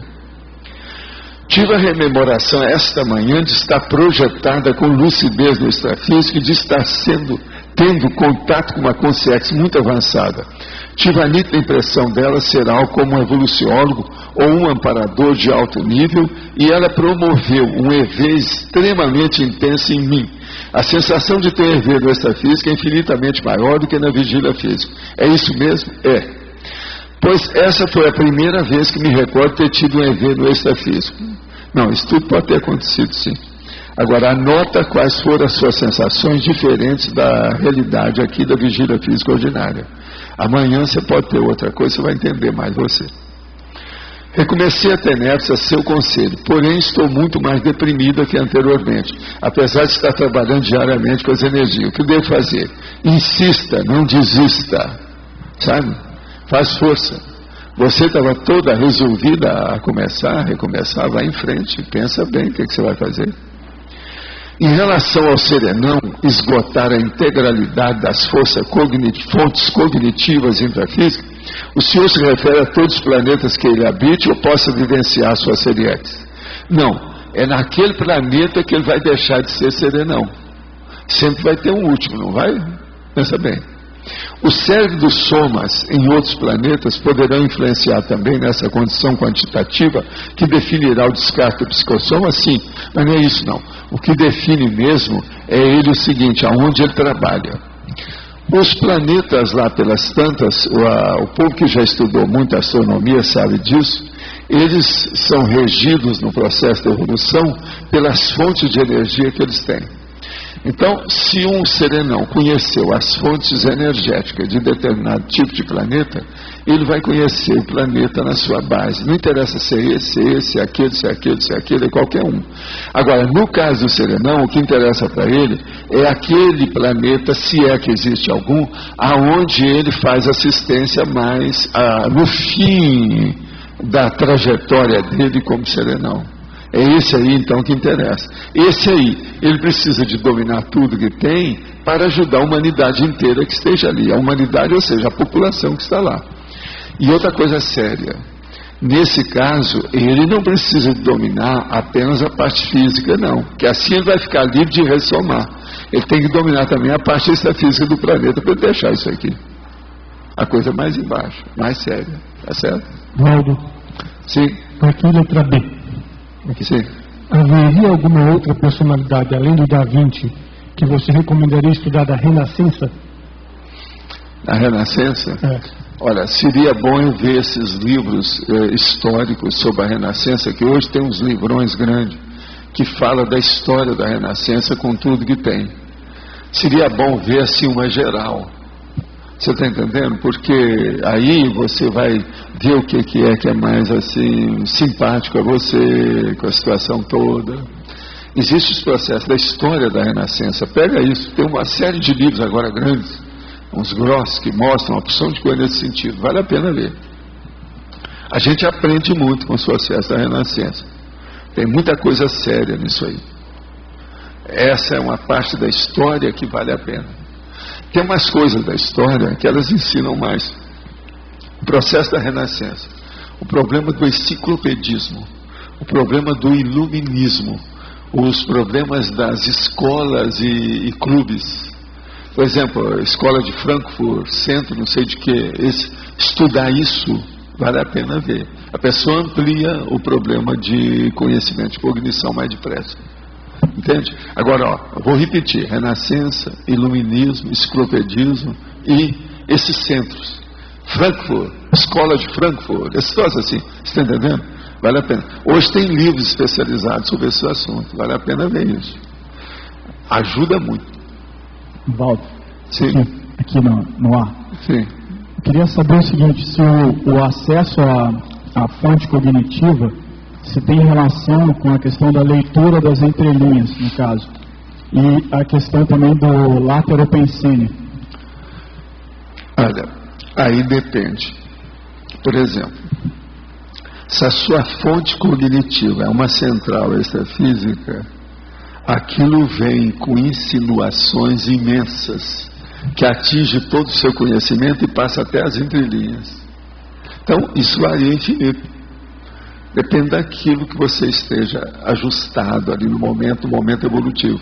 Agora, uma coisa séria que eu vejo é o seguinte: por exemplo, você está trabalhando numa determinada linha de cognição, um conhecimento ali, uma pesquisa, uma investigação mais séria, mas bem explícita, bem dedicada. Aquilo ali pode te dar nuances que você ainda não pensou, dentro do mesmo assunto. Então você vai ver, é como se fosse uma corrente enorme, que faltaram os elos. É o elo perdido da sua cognição. Isso que na psicologia chama de fissura psicológica. Você está entendendo? Eles falam muito de fissura do ponto de vista emocional, mas existe a fissura intelectual, mental somática, de racionalidade. Então são elos nessa corrente de cognição. Isso aí, às vezes, é mais sério que as entrelinhas. Entendi. E isso se dá pelo acesso às centrais, no caso. Por isso que num caso desse, toda vez que você notou que veio uma ideia, que aquilo foi uma inspiração maior, para pensar. Faça uma auto-reflexão. Que às vezes você captou o ar, ainda tem um abecedário lá atrás, que você não pescou.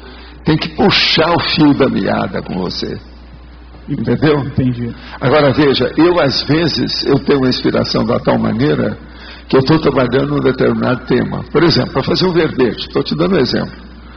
Me vem um processo da ideia sobre aquele verbete que eu estou fazendo. Um negócio tão grande que eu deixo aquilo começar, daí a pouco tem 3 outros verbetes que não tem nada a ver com aquele assunto. Sai tudo dali na hora. E outra coisa, aí eu começo aquele negócio do sorvete na testa. Como eu sou besta, como eu sou burro. Não é que eu não pensei nessas coisas todas. Às vezes não tem nada daquilo nos meus registros de 60 anos. Então é uma loucura a gente pensar nisso tudo.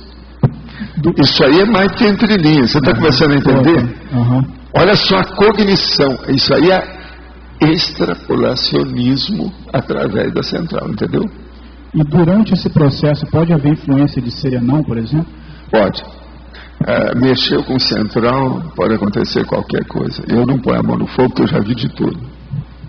Professor? Essas centrais que eu estou falando, central para você, tá certo? Aqui na D. Pode eu falar. ia fazer a pergunta antes de sair um pouco fora, mas a elaboração de pensamento, as retrocognições que eu acessar, melhora meu dicionário cerebral. Consequentemente, eu vou, aquela uma pergunta que eu te falei hoje, rejuvenescer meu paracérebro. Vai.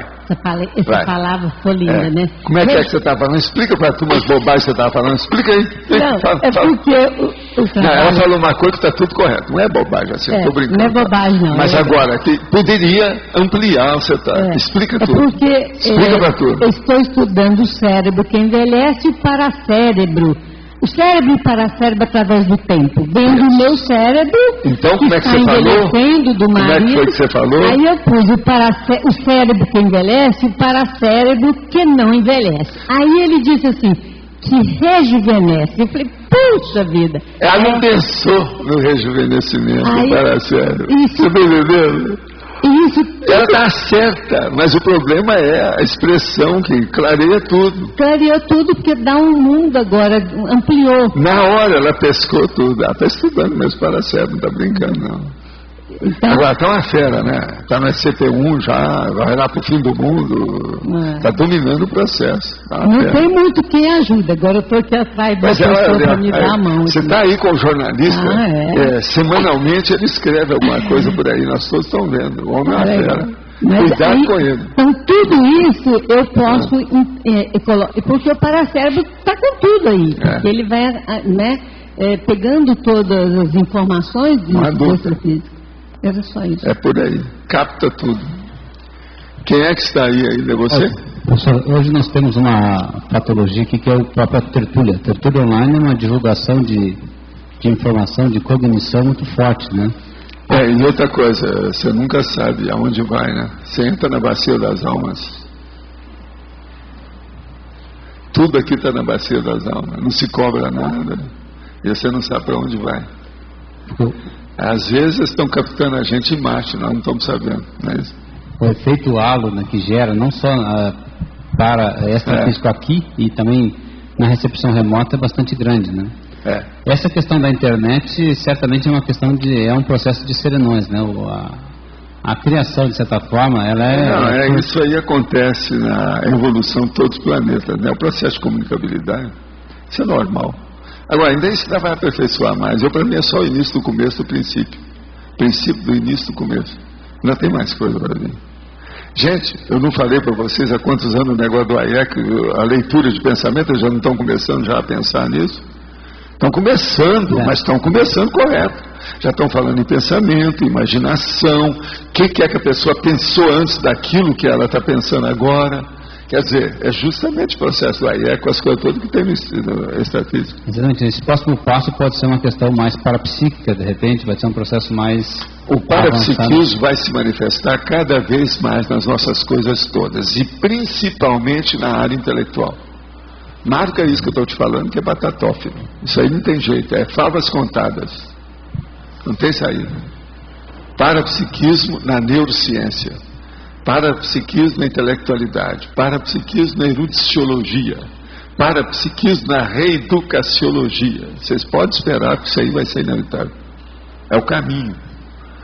É a era dos serenões, isso tem que acontecer, não tem saída. É a era da conscienciologia. Consciência. Você já pensou? Olha o que está acontecendo com o Arlindo. O Arlindo é a maior prova dessa renovação.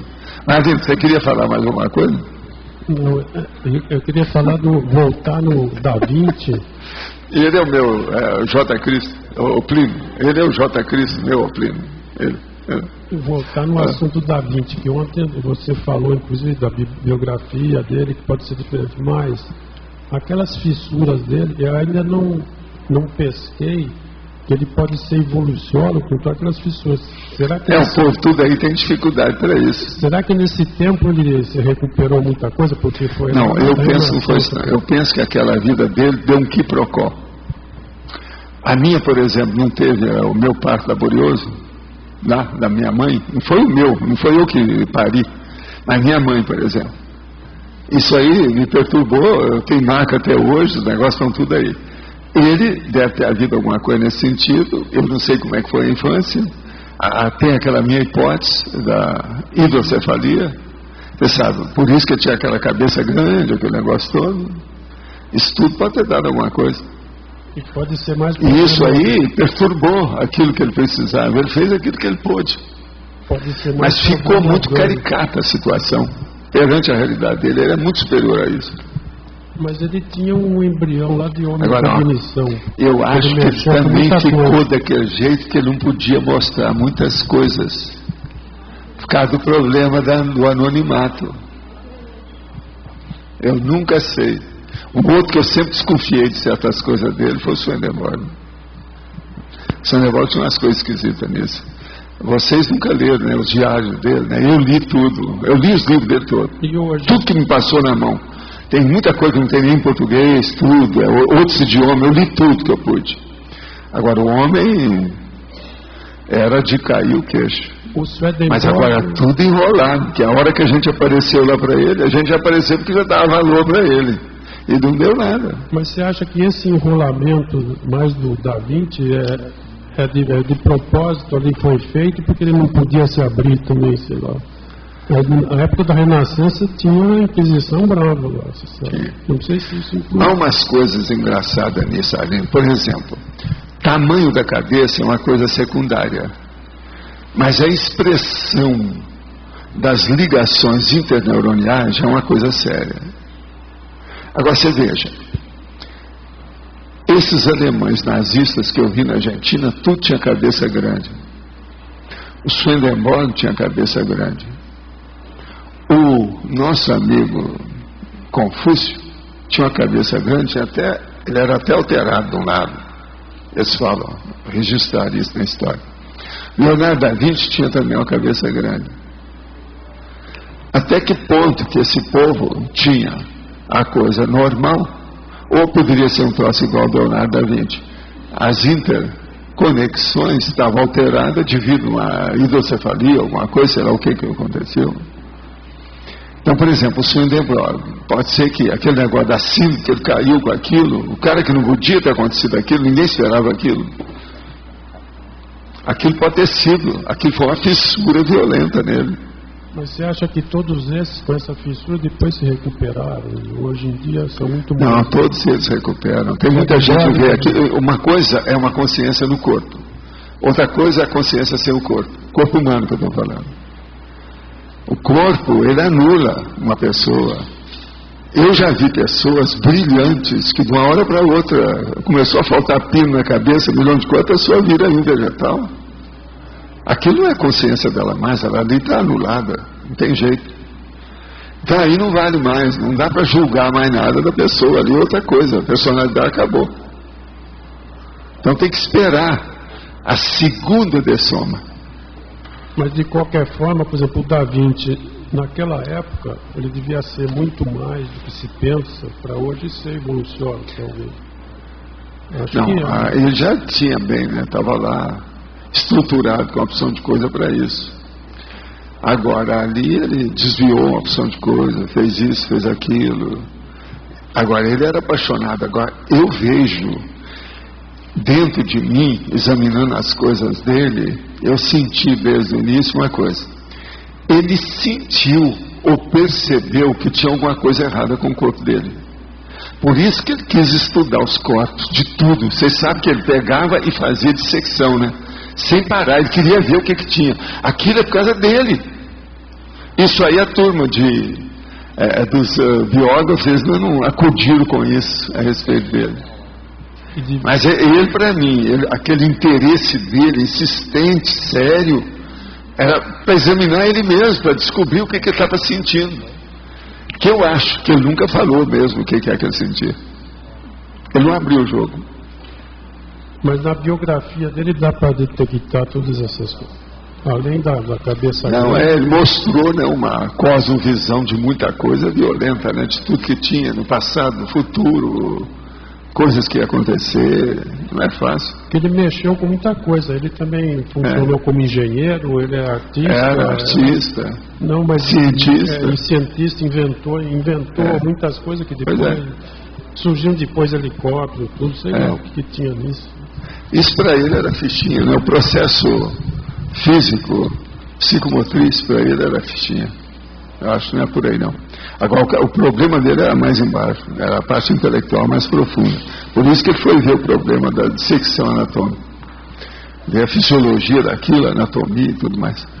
Olha, eu vou passar para vocês, está no horário, não é isso? Faz favor. As pontuações da tertúlia de hoje são 29 votos online, 15 perguntas respondidas online, 19 perguntas presenciais, 132 assinaturas no livro de presença, 17 praticantes da técnica da INVEX. Após a votação, teremos os seguintes recados. Cícero, curso Retrocognições. Thaís, Reaprendência. Cristina, Colégio Visível da Cosmoeticologia. Então vamos à leitura dos verbetes para votação. Campo de coexistência. Categoria de consciência. Coerção social. Conhecimento conscienciológico. Cultura conscienciocêntrica. Omnileitura. Tema homeostático. Tema neutro. E tema nosográfico. Boa tarde a todos. Eu gostaria de reforçar o convite a todos participarem do curso Retrocognições com o professor Wagner Alegretti. Nesse curso, o professor Wagner ele vai abordar uma série de técnicas de retrocognições, falar dos benefícios e, aproveitando a semana da Maxi Proexis, ele vai procurar também fazer um enfoque da retrocognições e proexis, o ponto de vista da proexologia relacionada a retrocognições.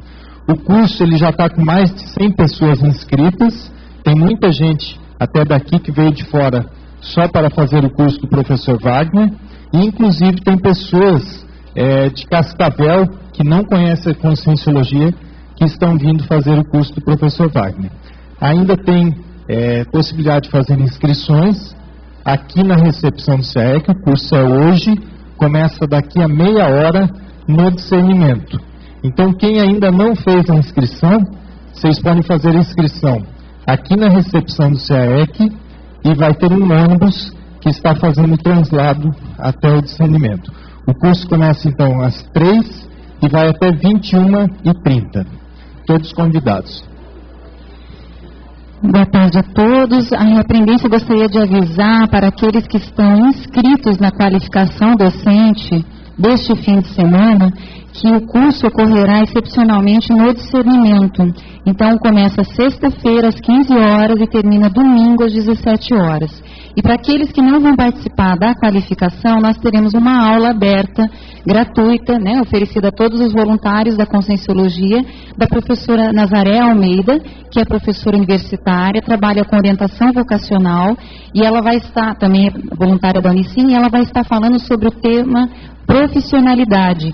a procura de expandir, né, a folha do conscienciograma sobre o tema e fazer uma avaliação da relação da Consim com a sua profissão e o seu trabalho. Então, todos estão convidados. É neste sábado, às 15 horas, aqui na sede da Reaprendência dentro do CAEC. Obrigada. Bom, boa tarde. Nós gostaríamos de reforçar o convite a todos para participar do segundo encontro dos Colégios Invisíveis da Conscienciologia, que tem início amanhã, quinta-feira, e vai na sexta-feira pela manhã também. Os Colégios Invisíveis são grupos de pesquisa que estão voltados para o aprofundamento das especialidades da Conscienciologia, e nesse segundo encontro nós teremos conferências e mesas de debate. O evento começa amanhã, então, às 8h30, no Discernimento, e os interessados podem fazer as suas inscrições aqui no CAEC. Obrigada.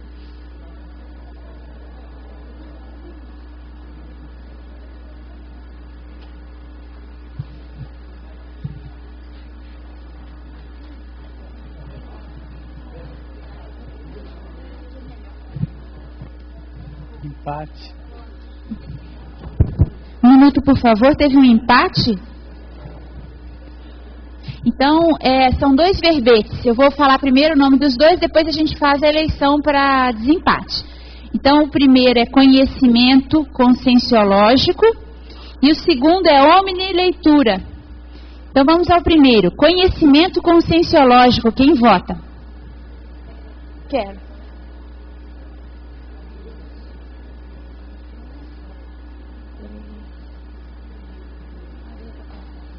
Está contando?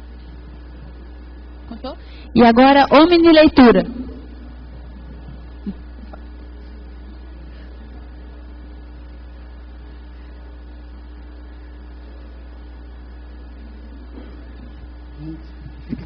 Fala aí, Roberto. Ganhou a omnileitura.